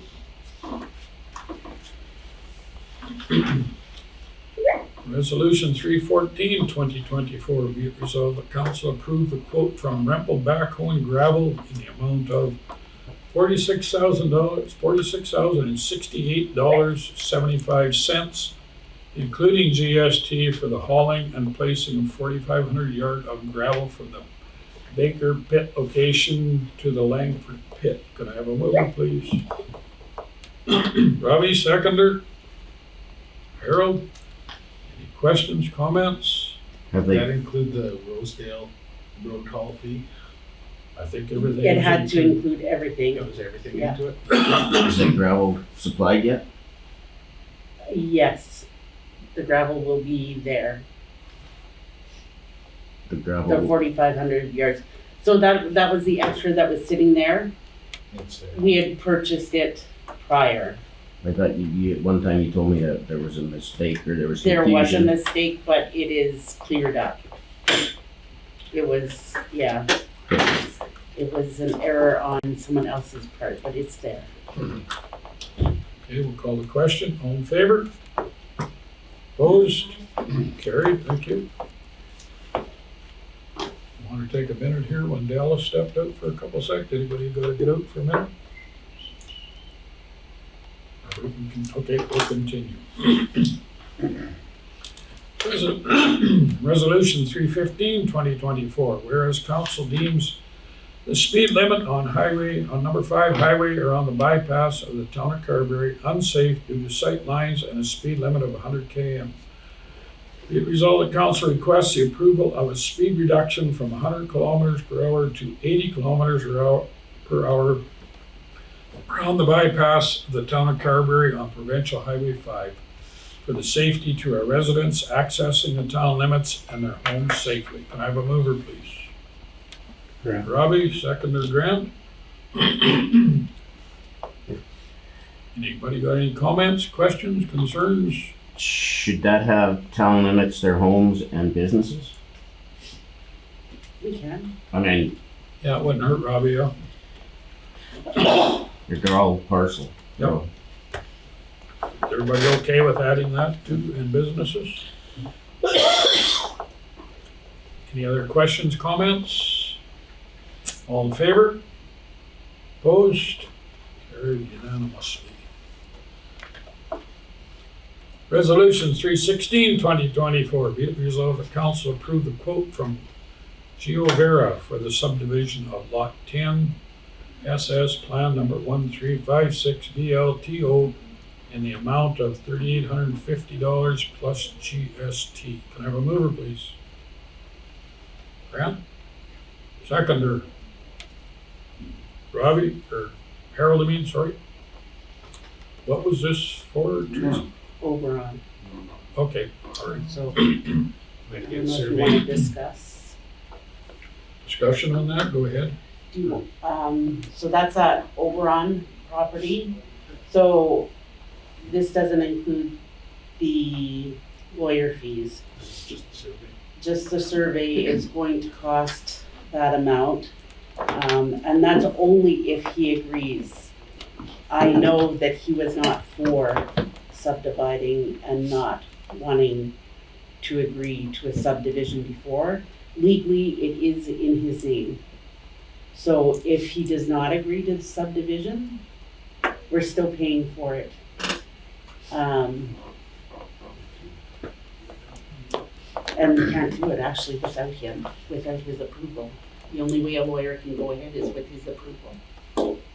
Well, we can't even subdivide it without his approval. That's correct. So why are we paying for the subdivision? Yeah, I'm just asking. Yeah, so this goes back to the 70 feet, right? Mm-hmm. I wanted to put it on for discussion. Yeah. Well, this is just a quote, this doesn't say we're accepting Yeah. it. Whether we, and if we don't feel we're gonna go ahead with it, well then, you know how we're gonna move, so it's up to us how we decide. So has he been approved again, Teresa? Since, no, I sent out a message asking if anyone wanted to. I have not talked to him again since the first time I did. And he told me he would be willing to fight for the property to keep it in his name. So, I just need some further direction because as of last meeting, I was to go ahead and go with the lawyer and get this process going, but Is this the one here? yeah. That's so- where the hall is? Yeah, Where the hole so is. it's supposed to be 70 feet. So Like it's supposed this. to be cut off here, Yes. because it's 200 feet now? So, years prior, apparently he had, when I talked to him, he said years prior, he had brought it to council and council did nothing with it. I know previous CEOs have worked on it, but it's never gone forward. I don't know if it was due to cost, I don't know for what reason, but, there are people asking about it now. So, who wants to subdivide it? We do. We want it. It was There's a, supposed to be subdivided. It was supposed to be Yes. originally. He wanted to buy just the portion that we were subdividing off.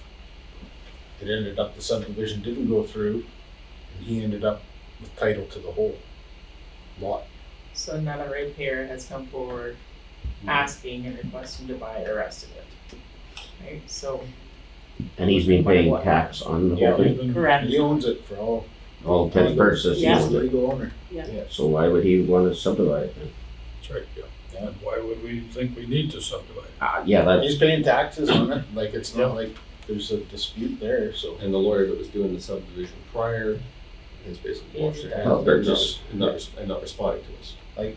If he's the legal owner and he doesn't wanna subdivide, I don't see the point of incurring costs. I don't even think we can we really? Mhm. Like, I don't think we can. We have no right to walk in and It's up to place. him to sell his land. Yeah, His as a land, private landowner, he can subdivide it and sell it if he wants, if he right? wants to. If that's, he so chooses. yeah, They do so it. I guess for the interested other ratepayer that wanted to buy, I guess we just draft a letter saying, you know, as It's of not right now, available. it is, Well, it has it's- officially been sold, right?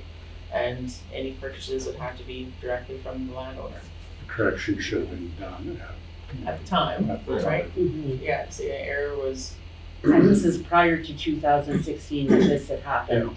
yeah, So I know the that for statute of certain. limitations oh, it's are gone, well. yeah. We've exhausted all avenues. Yeah.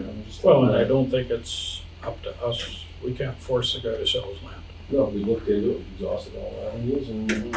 If he wants to sell it, let him It's up sell to it. him, yes. I mean, if it's legal and tender and he's paying tax on it, like, we shouldn't care, No, we shouldn't even have a stake in this, no. technically. It's just that He doesn't he want only to. paid for the lot that he wanted. Well, I know, right? Yeah, Yeah. Even never on did paper, pay. it says 70 feet, but Yeah. it didn't, the It didn't go subdivision through didn't happen. legally, so that's the way it goes. so okay, then we'll call the question then. We have a mover and seconder, all in favor? Opposed? Well, that defeated. Thank you. So the issue of the RM's been mowing the grass because he hasn't been keeping that up. Should be bill the grass. I wouldn't, maybe going forward, I'd bring that far up, but I don't know about going backwards. No. No. I don't think there was ever an agreement or anything like that as to I just quit mowing it if it's his. Okay, Yeah, maybe that should just be a letter to say, you know, going forward, we agree that, you know, this, we don't ever have a stake or, so here's the, Resolution 317, 2024.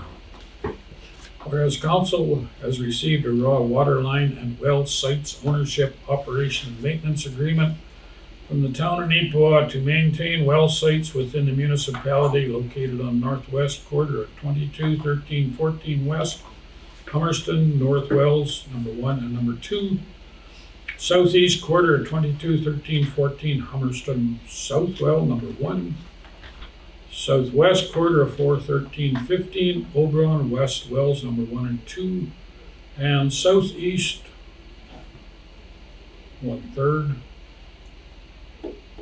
14, 13. How do you get southeast 1/3? Southeast 1/3 of 4, 13, 14 West, Oberon, Wells, site number 1. I don't really get that legal description there. Right. Be it resolved that council authorize the town of Neepawa to install and maintain the well sites and raw water line as noted in such agreement. Could I have a mover, please?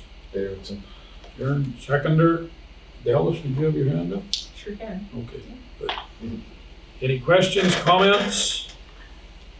I need some explanation of that, please, thank you. I don't understand what that means. We had sent this long ago to our lawyers to review this information for the water lines. Okay, And then I sent comment back to them, and we just have to submit a resolution agreeing to. so what's that mean though? Well, the wells, the infrastructure is in our right of way. Yeah, Yep. Right. okay, So they're the owners of it, but it's still our right of way. They own the well. And the so town we of have to- Neepawa owns the Yeah, wells, This is the wells that supply water to the town of Neepawa. yeah. and they own the wells, is that not part of the agreement for the, like what they pay into for the water? Like the ratepayers pay tax or pay a rent to get the water. So how did Neepawa, like, this goes back, I'm just They're in asking. our municipal right of ways. Right. It's nothing to do with our water lines. It's their This is the license to town of draw Neepawa, water for Rob. the It's their license, Yeah, they own the well. It's in our right of way, so we have to have an agreement with them so that they can have that in our right of way. We had one before, right? Yeah. This is Yeah. updated. Well, this is just an updated one, okay, I Yeah, this was, it's a hell of a loophole. well, I know, I just trying to, This has nothing to do with our own water line. okay, The This is province all the- awarded them the. yeah, no, yeah, I just This I is just the needed supply. to- This goes from Hummerston and Old Yeah. Brook to the treatment. yeah, I know, yeah, those were all the big wells, yeah. Okay, This no, I is just the needed to, legal agreement. I didn't wrap around what the hell it all meant. Yeah, I see, that southeast 1/3 should be southeast quarter, I assume, that's what I was wondering how the heck they get southeast 1/3. Yeah, it should be. Pretty carefully with a dog. Any other questions, comments? All in favor? Opposed? Carried, thank you. Resolution 318, 2024, be it resolved the council support the Carberry Bantam A Rural Tournament of Champions with a half-page advertisement in the program at a cost of $75. Can I have a mover, please? Robbie, seconder. Dallas, any questions? Did I just come out of out of general reserves, or is that out of, okay, just remember what we're setting precedents, that's all. That's been yearly. Standard? Yeah. Okay. All in favor? Opposed? Carried, thank you. Resolution 319/2024, whereas the municipality of North Cypress-Langford has received a report of rate adequacy for the Langford utility, which indicates rates are adequate for currently budgeted expenditures. Therefore, be it resolved that the municipality of North Cypress-Langford shall review Langford utility rates for adequacy and file a report with the Public Utilities Board as of August 2026. Can I have a mover, please? Malcolm, seconder. Davidson. Jaren, any questions? Who I did just- it last year to do that That's the sheet. study? Um, Out of Ben Portland? Lyle. Yeah, Lyle, yeah. That's all paid for by the water utility, not out of general. It's to make sure our rates are up to date for what we've charged residents for the use and how the expenditures required of the infrastructure. For the water? Yeah. Okay. For our water. Okay. And our audits are still so far behind. We gotta get them caught up before they can actually. That's our audits? Yes. Any other questions on that? All in favor? Opposed? Carried, thank you. Resolution 320/24, be it resolved the council approve the purchase of the sandbox and rail from the town of Carberry at a cost of $2,000. Can I have a mover, please? Olmsted. Dallas, seconder. Robbie, what's a rail? It's what comes underneath it to put it on the Or truck. frame This or is whatever? the sander. They call it the rail, yeah. The sander. Oh. But we're getting a sandbox now? That piece of railway, that's expensive. So where does the sand come from? Sand Like, hills. we're gonna use it, right? Yeah. So, like, where do we Well, we use usually get it from Pat Baker. Pat Baker? So, And down Carberry, where they get it from the town, must have sand here. that we don't- either the highways maybe supplies when they mix, I don't know. But I guess before we buy it, we better figure out where we're getting sand from. Yeah, it'd be nice to have a little stockpile in the yard. But you gotta have it covered. Mhm. You gotta have it covered because you got salt in it, right? Well, there is a shed out there at the compound there, is that heated sand? Anything that keeps the weather off it. Yep, no, I Yeah. can, yep. So I would assume that's probably a decent price for that, as Yeah. long as we, What It's is it? ours What- and we got a truck to put it on. we have that everything. flatbed, is that what it's gonna go on? That's what it's always, Yeah. yeah, it's Yeah. always Always been on been? that, yeah. It's always been on our truck, but they Yeah. used it. We always It's had, ours. we had the truck take the box, and Oh. a couple of years now, we've been asking them, what are your plans, because we'd love to buy the box if we ever can, Oh, okay. so we finally kind of So we got one, checking her off the list. 100%. Okay, no, yeah, I mean, makes sense. Just Okay. have to Any other questions on that? find sand. Weather's coming. Yeah. All in favor? Absolutely. Opposed? Carried, thank you.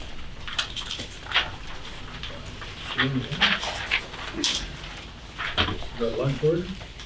No, you wanna go and order that? Do it right here. Go ahead. Resolution 321/2024, be it resolved that council approve the purchase of 7 tablets for council use at a cost of an estimated $500 per unit, including full setup and protective cover from Brandon Computers. Can I have a mover, please? Harold, seconder. Olmsted? Malcolm? Is that training on these two?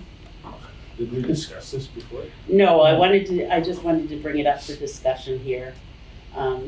Is that okay? No, go ahead, yep. Your computer, your laptops are all old and no good. Most of them say both Honestly. there, yeah. I know Harold is not receiving emails. He doesn't have a computer that's working. I don't know what you guys are doing. Council has always been provided, probably easier to read off a tablet than anything. I just price it to see what it would be like. I don't know if you guys wanna go ahead or just keep doing what you're doing. But I wanted to give you Yeah. the pricing to see, so you know where you're at. It's something you could, It would be handy, like, if we can take notes, you sure like you are, can. like that, Yeah. that is, Are they gonna have like Outlook on them for Yes. emails that'll come all Yes. set up?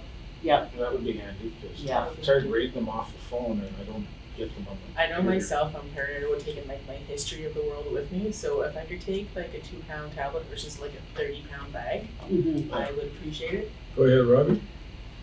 How is the Brandon company doing now? Brandon Computers. Good with us, actually. They come around? Yes. You know, they've always been very helpful to try, or they're always trying to help. Just, I don't know, we're having trouble getting there. Because we have about a year left, right, of this term, give or take, right? So I mean, if we try to order these now and it doesn't get, is it 2 years? Yeah. Oh, okay, sorry. And it doesn't get done for a year, like, as long as they're, Well, they would have had these to me already if I. yeah, but it's it's the updates and training, right? Like, is that, Training? well, yeah. I can train you. Oh, no, What? they won't hit me. But he would actually, they'll set them all up.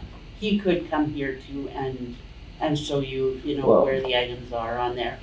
They were supposed to go through our phones too, right? And that was part of the sales pitch when they first got us. They were gonna go through us all and make sure we were all compatible and everything else, and that never happened. So if we wanna do this, great, but we just wanna make sure that, There's follow-up, okay? like, right away follow-up before next month's meeting, if you wanna do it. That's all I gotta say about it. Basically, I would like to separate, like I spent years and years getting windows off of this. And now I got it again. I'm not out.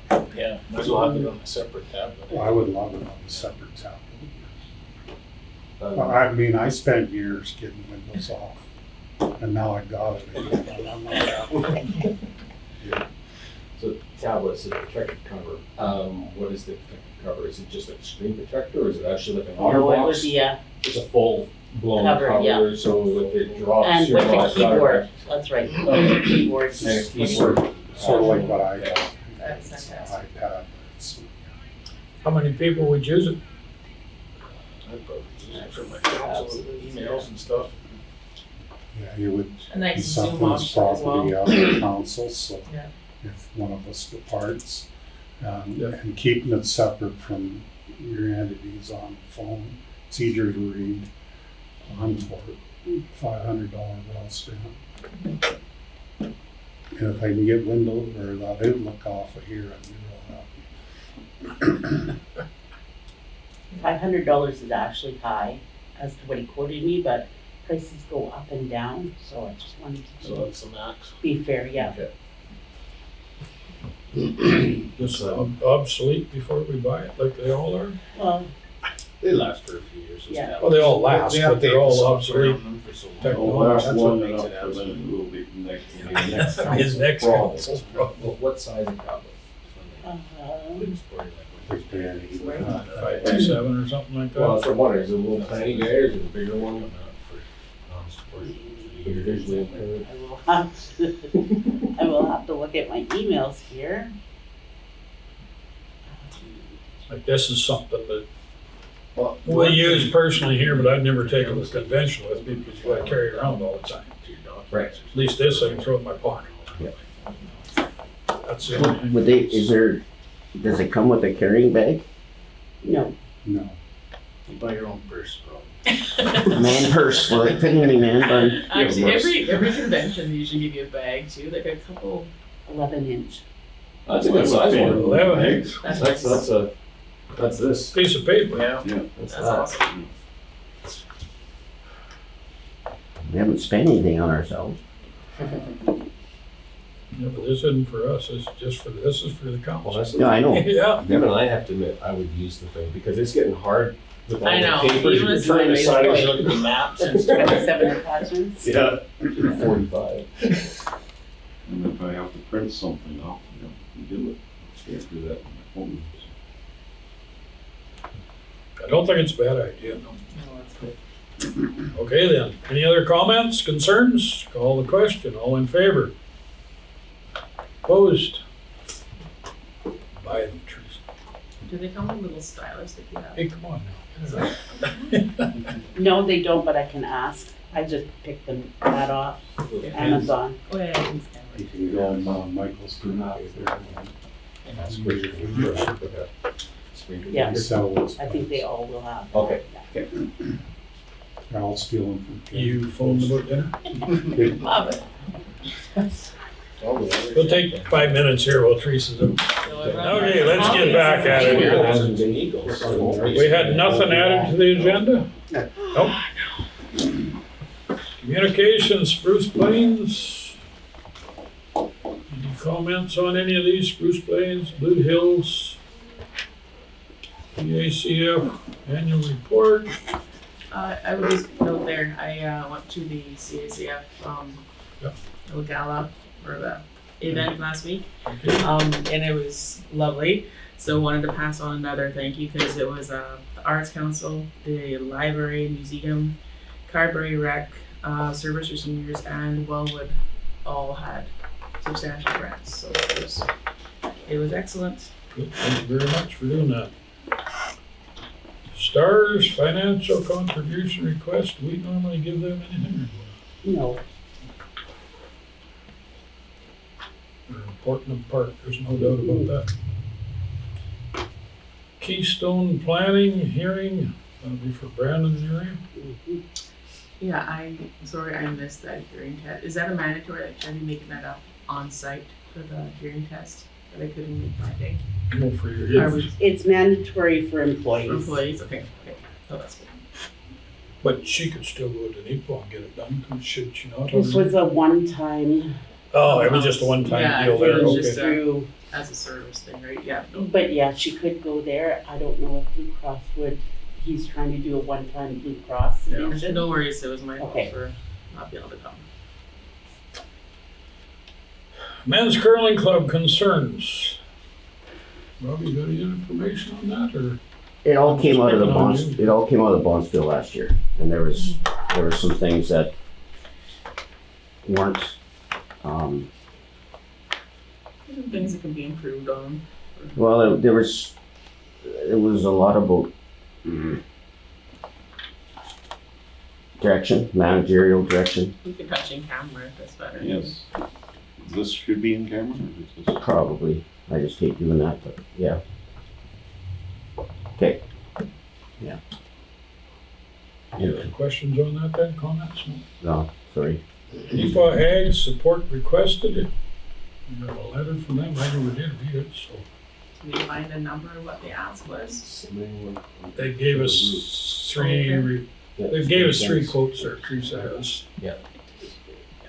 Did they give you back any information on what we asked or I asked last month? Yeah, on the usage of the building. Cause on it, Kendall Gleesh sort of manages it, and he gets an X number of dollars, but that's just towards him being able to keep his horses or anything. They're their own entity, the Ag Society is not owned by the town or NEPA or anybody, it's their own entity, I think. so in this approval here, they're asking like, just like the hydro, they were trying to update a bunch of the hydro. And that little barn is part of that request. And that's the only other little barn there, right? Yep, really. So that, in that request for hydro, they've asked about. I that haven't barn. read it, so I don't know what Yeah, they and requested there. The roof repairs and that are whatever, but it just, they mention all the buildings and then the little barn. Like, They're just asking for some money, they're not asking for the full, No, just requesting. but it just getting back to last month, all I asked is, okay, like if you want us to get this money, what's happening? I'd like to see it on paper, what's happening with the people that are there. Like if they're actually, like I don't know if it's a business, he's keeping his horses, like his pen's there, that a horse will be in for a long time. The barn is right full of tackle and everything else. I just think if we're gonna give taxpayers money, we should have an explanation of just why, like what's their deal with him, like, And and I don't even. he made the comment too, like if you want to, don't be afraid to give him a phone call, and he'll explain it all to you too, Robbie. Well, I think And it's not, nothing against you or him. no, I just like everything we do here, right, we try to, Here's why they need the money. yeah.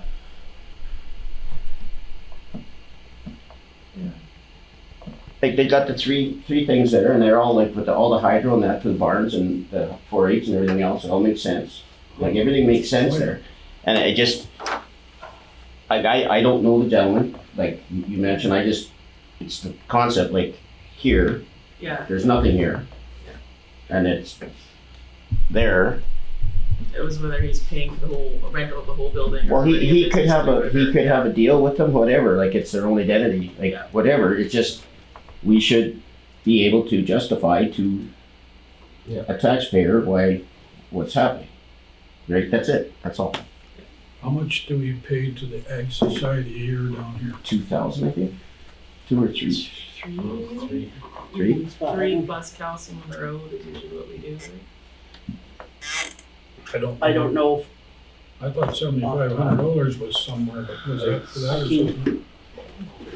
It was more than 3, it's a 2 to 3 so one-time deal, but there's something we give every year. I don't want to say one time, but every year things will 5, I thought, but I can't. Like this is the first time they've asked us for money for a long time. It was just, Oh, they yeah. wanted to ask, so they. 3,000. Yeah, That's 3,000 control. is Is there. that annual? 3,000 a year? Is this? That's control. Yeah, that was higher than that. Should we anticipate a request every year from the Ag Society? I think it's a standard grant. I doubt it. You never know. But it's up to us. If it was standard like we do here, that would allow them to keep up this stuff a little more consistently then. Well, I think a lot of the stuff they do themselves is through these Yeah. shows and whatnot that they do already, right, with the bull sales and stuff they house theirs, it's a help fundraise for the facility. They've got a lot of stuff going No, a on. lot of our taxpayers use that facility and a lot of families are in 4-H there, so. You know? Yeah. But is that the guy that with the barn? The Like, barn is the complex where they have the 4-H shows and the sales. well, yeah, I'd be there, but the small red barn that's full of tackle and everything The old else, barn that's to right. the, Yeah, I know which one you mean. Yeah, that's, I don't know if 4-H guys use that or not. I I don't know whether they use that at all or not. But I think in here, it's just talking about plugs and updates to the facility building itself. So that people can have enough power during shows to plug in their campers and like the service, it seems, needs to be upgraded. Actually, I believe it's for cattle shows, all the blowers and all the fans Yeah, and there's a lot of everything. electrical stuff there now. So we can do our How much are they asking there? I didn't. 76 of them, isn't it? well, the That was ones their are, quote. I the didn't- hydro was 76, I think. I'm not really asking. Not that we have to pay it all no, they or just anything. had a I'm gonna general go ask back up. last month, but this is one in detail, so that's why the numbers. the electrical give them quotes $3,000. are between, Yeah, exactly. Yeah. I would give Carvery 3, we should give them Yeah, 3. I would second that one. Yeah, their electrical quotes for the upgrades are between 30 and 35 from the 2 quotes they've got. The other quote above there for roof repairs is 7,600, and there was a third number in there for some other work they were doing as well. And that was still- Received 2 quotes for lumber. Oh, yes, for the bleachers was $1,000. You want to just pick a number and give it to them for their general upgrades then, or what's everybody think?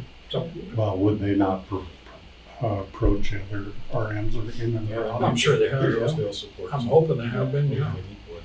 I guess, Like, I'm not after going paying for the whole thing. and I'm just, like, I'm not against myself, not against giving them money, but No, Yeah. but what for? if that guy in that barn is using their stuff, the horses are up against the south side of the building, they're staying there, is he paying rent in any capacity? Who pays the hydro bill?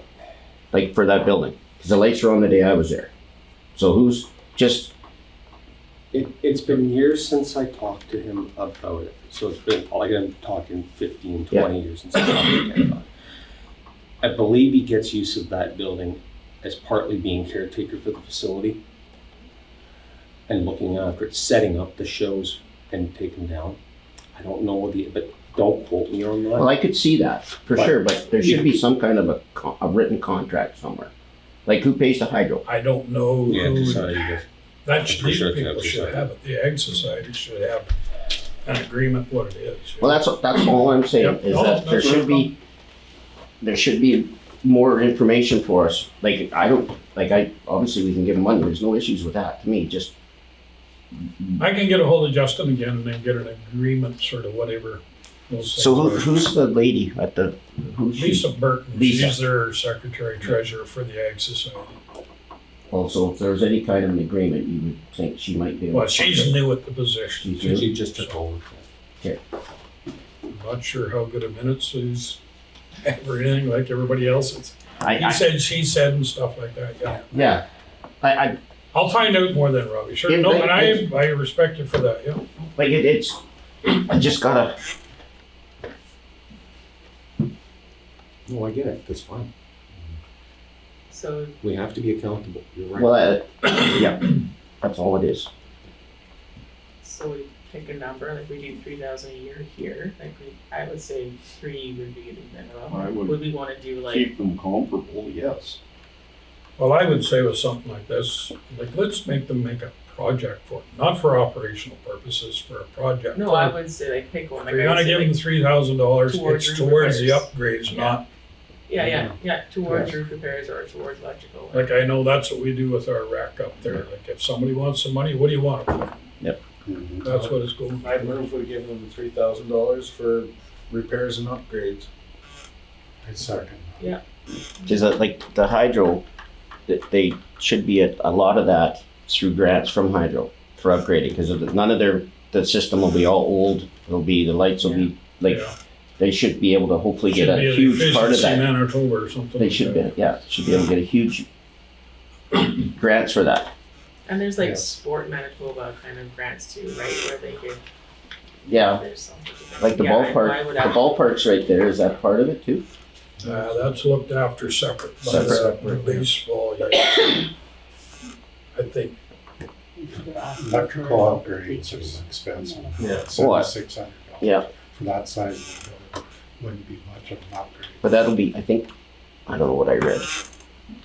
But it'd be no different than any other group like this for funds. Here, there's only one main meter, They'll have to cost share. so much complex of this. office, several buildings. 3,000, that could go help offset their 20 or 20 or That's 30% they need to raise They're to asking for offset. some help. Right. We give Carberry 3,000. It's only the first time passed. Okay, we got a resolution here. Resolution 322, 2024. Be it resolved that council approve a grant to the Beautiful Plains Ag Society of $3,000 for general upgrades as presented. Jaron made that motion. Yes. Grant seconded it. Yes.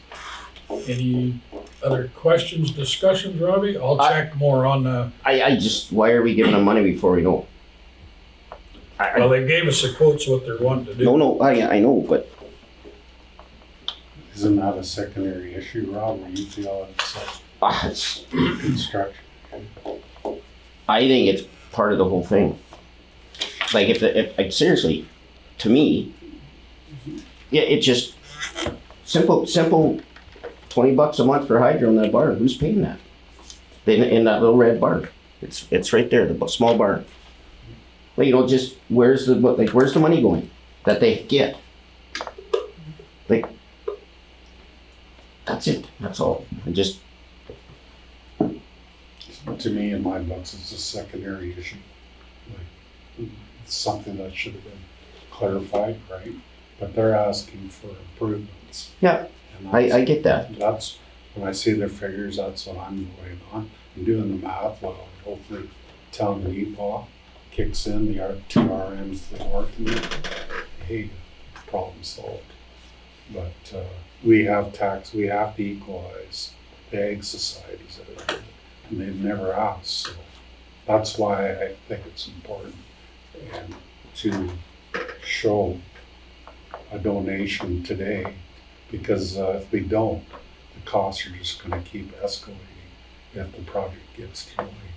Is the land in the town of Neepaw or is it in the RM land? It's in the town, It's in the town. but it's fairground land. It's fairground. Yeah, fairground. The Ag Society owns it. There's 30 acres there with the ball diamonds. All that. And the rifle range. Any other questions, comments? Call the question. All in favor? Opposed? Well, that carried. Thank you very much. I'll talk to Justin about more stuff too. Please, Sure. thank you. See where you're coming from, yeah. Drainage and water rights, Riverbend Colony.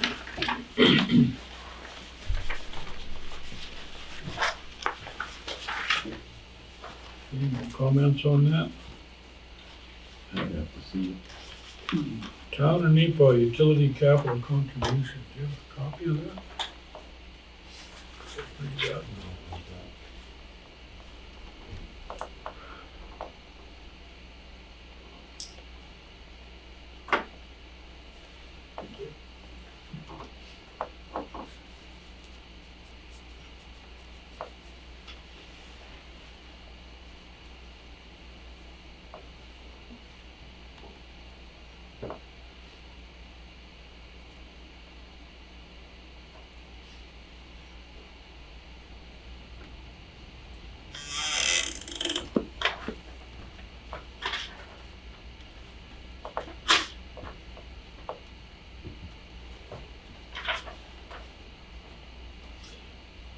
This will all come out of the water utility fund too. It won't come out of general operating or anything like that.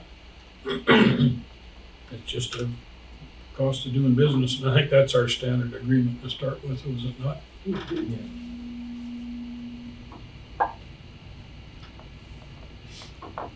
And they say they're giving us more hookups too. Yes, Yes, they've already agreed for, 100, you asked for another 100? They give it to us. yes. Oh, okay.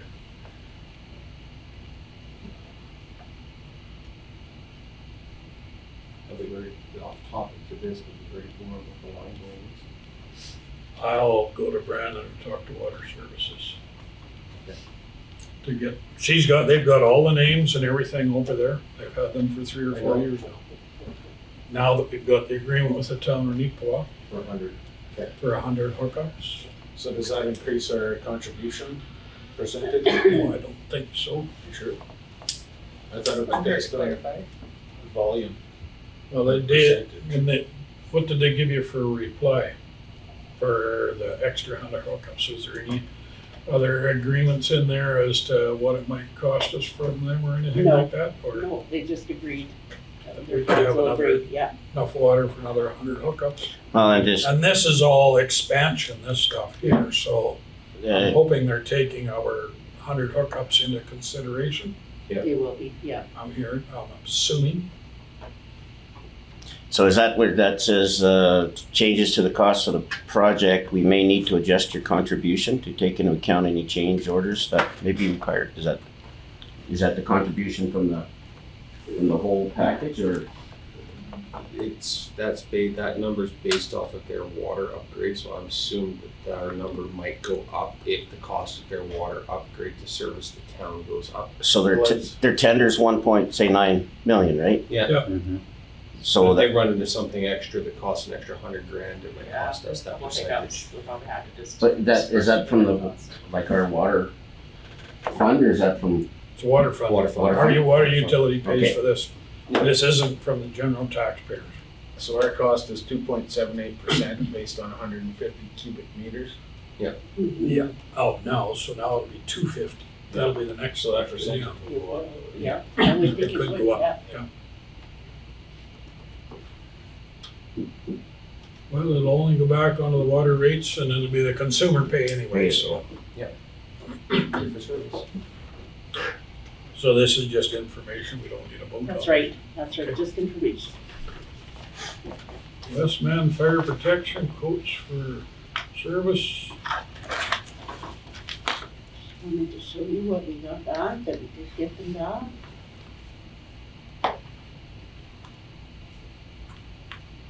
So had an actual tender been put out, or this request was just brought in? What was No tender has been put out, it's never been tendered, okay, it's just always the same person. okay. So this will So- this be compared to what we have current at a building meeting then, and? Yeah, you'll have something else for buildings, yeah.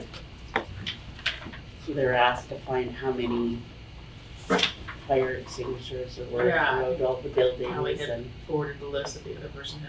Yeah. Okay, good. This is for us specifically. Okay, right. Okay, there's nothing else for communications there then? But do we go ahead and look at this now, or Well, do we have a comparison? I don't have the comparison, Okay. because it's all lumped in that one, so, Right. I'm guessing it'll be cheaper, but I'll have a look.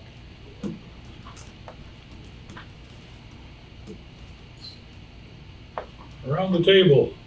Grant. I don't like that look. I'm not prepared, I'm sorry. I changed my phone, and I didn't do it pre-up, but, well, Delcia did, Yeah, that's fine. Yep. and I wasn't at fire, so basically I don't have this one. No worries. Karen? We had an aquifer board meeting, and we're going to proceed with making a new aquifer management plan in the course of the winter.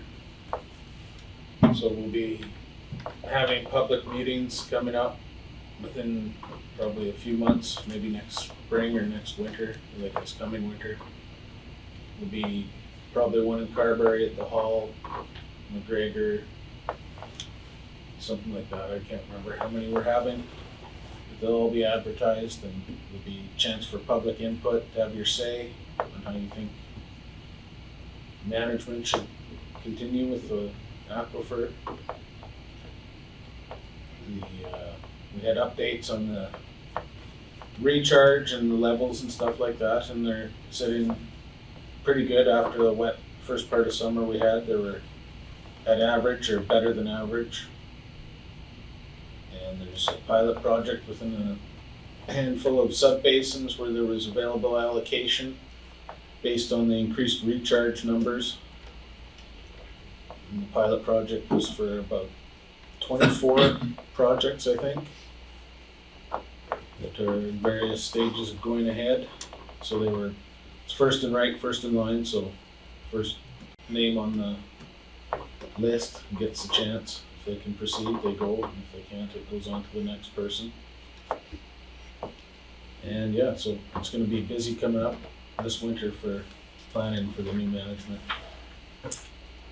And other than that, I'd just like to remind landowners they should be talking to Matt if they want new approaches or widened approaches, or if they have to remove trees within right of way. That's it? Yeah. Thanks, Karen. Alice? My daughter Riley and I went to the Remembrance Day service in town yesterday, and it was well done again. Riley put the wreath down because I was gibbled up since she loved it. Congrats to Leah Bryant and the zipline crew, because it's been a long haul. The crew and I, kids and I, went and helped them put the last pea gravel in a couple weeks ago, and then there was a grand opening last week, so that is done and fabulous. It is for, and anybody outside of the area too, like it's good to go, so come play. I said before, but the CACF event happened this week. And then there's an update and reminder for the staff party on the 29th. If you want to RSVP to the office, that'd be great. And then parades, both being evenings. I guess we'll get the little crew chatting on that again. Update from Health Action Committee. We do have our 2 doctors in town, which are going over very, very, very well. And hopefully, by touching base with the NEPA crew, it is not a promise, but we really like to see some student doctors coming too, which is great. So our focus right now, a lot of it is on retention and appreciation to the current staff. We do little things for all the different crews within the facilities. And we did have a new fundraising chair, Beth Proven. So she set up a couple good strategies for us going forward. But it looks, we've been talking with Prairie Mountain Health, because they own the care home building now. And we were hoping to get them to update the courtyard area in the middle, because as of right now, it's very unsafe. And it's just not been used, so we're trying to look at strategies, to get that fixed, but honestly, the fundraising probably will be thrown back on us to get something done in there. So it's done sometime soon. And I think that's it. Thank you. Robbie?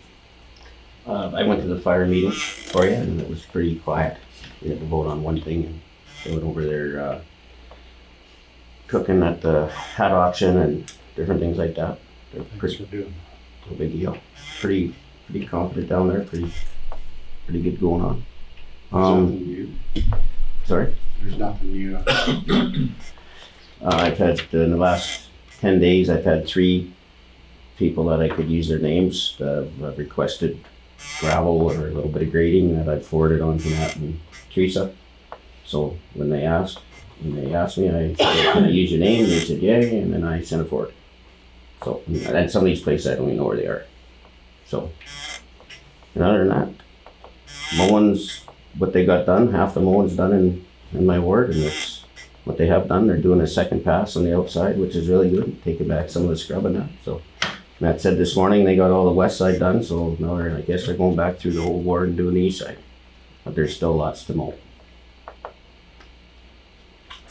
That's it. Good, thank you very much, Rob. Harold? Oh boy, I will talk about the incident at the dump. My wife and I decided it was time to clean up some of the stuff out of the house to haul to the dump. You know what it's like. You live there for years. We started picking things up. And first load I took to the dump, he looked through and said, "Oh, household, no problem." Second load, he walked in and he said, "Up there." So I backed up there and unloaded it and was driving out and he waved me down. "Well, aren't you gonna pay?" I'm sitting there like, "For household garbage?" He said, "No, that was industrial." And I'm sitting there, "That was household." And I wasn't gonna get into an argument with me, but I ended up, we drove back, unloaded everything out of there, back into my truck, and drove out. I didn't get my $24 back, but I was mad, and I was gonna bring it to the council meeting, say, "Tell me that's not household," but I was gonna bring it here, but I wasn't gonna have a truck sit for 3 weeks with garbage in the back. I wasn't gonna unload it, so what I ended up doing, I'm 3 miles from Sydney. Sydney, they pick up their household garbage every Tuesday morning, so I drove it there. And yeah, that was household. What are you talking about? I would like to see some retraining done out at the dump, because this is an issue that could bite us in the butt, because everybody I've talked to in my ward, oh yeah, they've had that. So what they do, instead of going to the dump, they're coming to the town and dumping everything in the town dumpsters. They're not driving up to the dump because of the problems they're having. And he needs retrained. Household garbage doesn't mean kitchen garbage. You got was so adamant, only from the kitchen is household. And I'm sitting there. Household includes the entire house. Being on the building committee, like, household garbage in my mind is what fits in a garbage bag. Like, it's not the oversized items at all. Like, what kind of things? Broken picture frames, piece of a vacuum, an old garden hose, things like that. You also had mentioned a card table. The Which is broken construction. cloth off a card table. That's what I said. I took it to Sydney. They had no issue. That was all household. What dump are you referring to? Carberry here. Oh, Carberry. And that's what I said. This is good. He needs retrained. What household? Well, the public in a way needs to be just told to, though, because anything oversized doesn't go in the household bin. Like, there's the picture frames, I'm sure, but there's probably, we're not gonna get upset now. There probably was an option to sort the load. Like, if you asked him to come out and help, he probably could have said, these certain things can go in, these certain things can't, because the vacuum would not. The vacuum would go in the over bin, and the top of the table would be over bin. The garden hose would be For years, we've thrown that. I know, but household there's argument. staff now that are actually trained to care and sort, like that probably always should have been in the roll-off bins, you just weren't told before. So I know it might have been the way it was, but you know, if you asked them to come out, you know, half of that probably could have been, and half of it would have gone, Yeah, for sure. Hawaii, Sydney, they had no Well, problem. Everything they looked at, that was all household and the way it went. We Yeah, that's their standards, this is our standards. Yeah, our standards are up to code, and we have to pay for it all to go elsewhere. That's why we're paying for the roll off, because We were running in a deficit. yeah, Yeah, but This what's is what happened we is use. I they're know. all coming to town and throwing it in the town dumpsters now. I haven't heard that part of it, No, I but haven't. maybe they are. Yeah, I've talked to everybody in my ward about this and they go, no, we're not involved. That's the far side of town. we should try to If we resolve got the issue issues, we'll just before throw it we in the town complain to dumps. ratepayers too, though. Like it really won't help if other people get irritated because of the story too. Like I think it's probably best to have a chat with Callie, right? Yep. Because she's the manager of the employees out there. And if there's like direct questions, like it is their job to sort off, or you could have taken some of your stuff to the regular household, like the littler items, and then come back and weigh. And then the couple, you would have only been charged for the couple big items that should have gone in the roll off. And they do offer to sort loads. Like that's part of their job description is to help sort loads and direct. So there's definitely 3 of those items should have been in the roll off. But if you had taken the time and sorted off, you probably only had to pay half the $24, which would not have been. Well, that's the problem. Everybody knows the dumpsters here in town. They don't have to pay to throw in them. But they also should know they have cameras, so they are being watched. What you do If they're dumping in the town of Carberry's dumpsters, well, So us in Brookdale, Monitor, especially Brookdale area, we just go right to the dump. We have cost driving 12 miles up to and dumping the heavy garbage. So why should I pay for your garbage, oversized garbage down here? Well, I didn't consider any of that oversized, so. There's always cost in moving garbage. Yeah, oversized doesn't have to be humongous. If it doesn't fit in a garbage bag, it's oversized. Is, I guess, the point of recycling too, eh? Like it's such a nasty little thing right now we're trying to accomplish because we can make money out of it, but then it costs us money if it's not done right. well, I got like a Fairview and Neepawa, we got a man there and Yeah. he says, this is what goes here and that stays in your truck and you look after it sort of deal. So Yeah. and we're trying to set a standard for everybody and That's why we had to put a guy there was. Yeah, exactly. So we can't judge the staff at the dump too harshly. It's not, you know, they take a lot of crap from a lot of people because the new rules coming in are definitely different. But it is their job to stop you, sort the load, and pay accordingly. So they technically were doing their job. Communication didn't come across smoothly. That can be worked on, but yeah, it is their job to charge for the overage. No, but the I know, you might have his idea disagreed of what on, household garbage is and what everybody else's idea of what household garbage is very two different things, and we're gonna have problems well, shortly. and then talk to Callie about that because she's the one that has the guidelines set out as Yep. what goes into what, right? Yeah, but the going part is, they're just as strict in Norfolk, and yet everything I took there, they just looked at it and, this is household, what's the problem? Away it went. So you didn't That's- have to pay there when you weren't in that area? No, well, I just dumped it off with the other, I got friends in Sydney, we just dumped it off and they just told them where this came Well, from, we're and not they gonna didn't know. promote We're that not because going to that's get not into our what area. We Sydney should We're not trying to promote stop that in North Cyprus, having people come in and dump their garbage here. Well, exactly. We try to stop people from Edrons coming across the municipality, so we really cannot be promoting taking our problems elsewhere instead of chatting with Callie.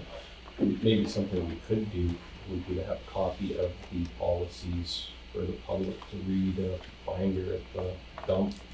So when people come in that are not concerned, so the staff don't have to, they can have something to reference, copy of the policies and maybe on the website.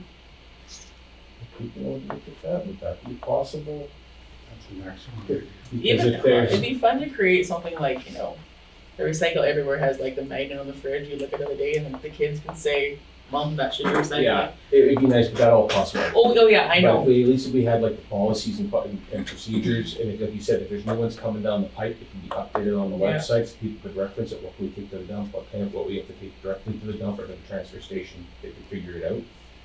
It might be worth tasking the manager if there's perhaps just like a one-page little Yeah. tidbit. We Yeah. can say like, by the way, folks, just to recap, these are the rules, and for example, something this big, this big, this big would probably go, and something this big, this big, this big would still be considered household. Some kind of. Like the suitcase fitter at the Well, airport. exactly. I'm totally thinking like the carry-on. Is it this big and this big? It can go in A garbage bag. right? Exactly. Yeah, If it's in a anything in a garbage garbage bag or bag it's is- less than this big, it can go household. The duck at the kiddie ride, it's gotta be this Oh, big to fit exactly. in It the has to ride. be like, right? If we can make some kind of visual for people so they can say anything bigger than this, Same as be everything. prepared for a minimal nominal fee People just just to like cover our seat, expenses. sorry, Dallas, just like Yeah. our seatbelts, we were trained slowly. Exactly. We hated it. It's Oh, a learning exactly. curve. Everybody's It's a gonna learning fall curve, at the yeah. start, but it just makes sense to not lose money on garbage. Grant? The good news is it was, the dump of the roll-off bins, it was in a deficit, big time. And that was something we would have to keep adding to taxes. We're pretty well, I think, I've never gone into the last meeting, but we're It's getting in the right close. direction, for sure. We're in the right direction. And now It's a learning curve. it's a pay fee structure, but Mhm. it's better than raising someone else's taxes. Yeah. To pay for someone else's garbage. And I want to say, they're doing an excellent job of it, the transfer station. There. But that young guy, I'm not sure what his name is, he's really Colby. pleasant. Colby. Colby, he's pleasant. Colby and Randy and Alex are Yeah. there and they're They do a Yeah, great but I job. So still want clean. my $24 back. Cause I took the garbage out. well that if you contact Callie, that's where we go from there. As a personal ratepayer, if you call Callie. Yeah, Cali would be the one. Anything else, Harold? No, that's it. Thank you. But I'm warning you right now, there's gonna be real problems, because like everybody knows, like I said, everybody I talked to in my ward, I've talked to over a dozen people, they just look at me and say, well, why do you go to the dumps, just go to the dumpsters in town. But it's so, And, no, it's and it's gonna get our worse. job to lead by example and We follow the can't rules. put a garbage pile on Aquifer, Harold, it's up there, and there's cost from getting it here to there. Yeah. It's simple as that. Malcolm? Nothing right now, everything's been quiet, you know, we've been rattling the phone, so it's been nice. Not too much either. Thank you, Dallas, for attending the Remembrance Day service. I went to the one in Nipah. They're all very well attended, I think. Christmas parades. Hopefully we can get everybody to get involved again. Every years, they're coming up right away quick. Yeah, 23rd is the one. 23rd is Nipah, and what's the date here? 13th of December here. I can volunteer my truck if you don't mind, Don't mind. and that way we don't have to run the pump or Generator. That's generator. okay, people probably appreciate not having the F Trudeau on the bumper articles online. Right? That's the 23rd, right? 23rd, yeah. We'll get together on the 22nd night, I think. And put it together. What was Carberry's race, sorry? The 13th, 13th? 13th December. Yeah. And it's at night. yeah. And they're going that night. It's That's 24th, the day we go on the thing, right? The 23rd is a Well, Saturday. 25th, it starts on the 25th in Belgrade. Yeah. Yeah. Yeah.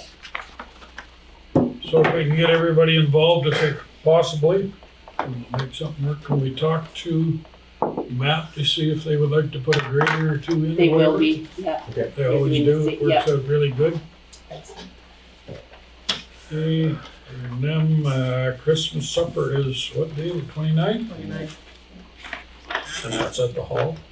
Things are falling into place for Yeah, that. Good, I thank you. followed through and did, Bangles and Bashes are setting up and decorating and actually taking over hosting for me a little bit this year. They're doing the chatting so I could possibly sit and chat as well. Matt was off last week, but they've been mowing ditches as well as doing grading lately, and now they're starting to go on the other side of the roads and hopefully do some of the willows and trees under the hydro lines.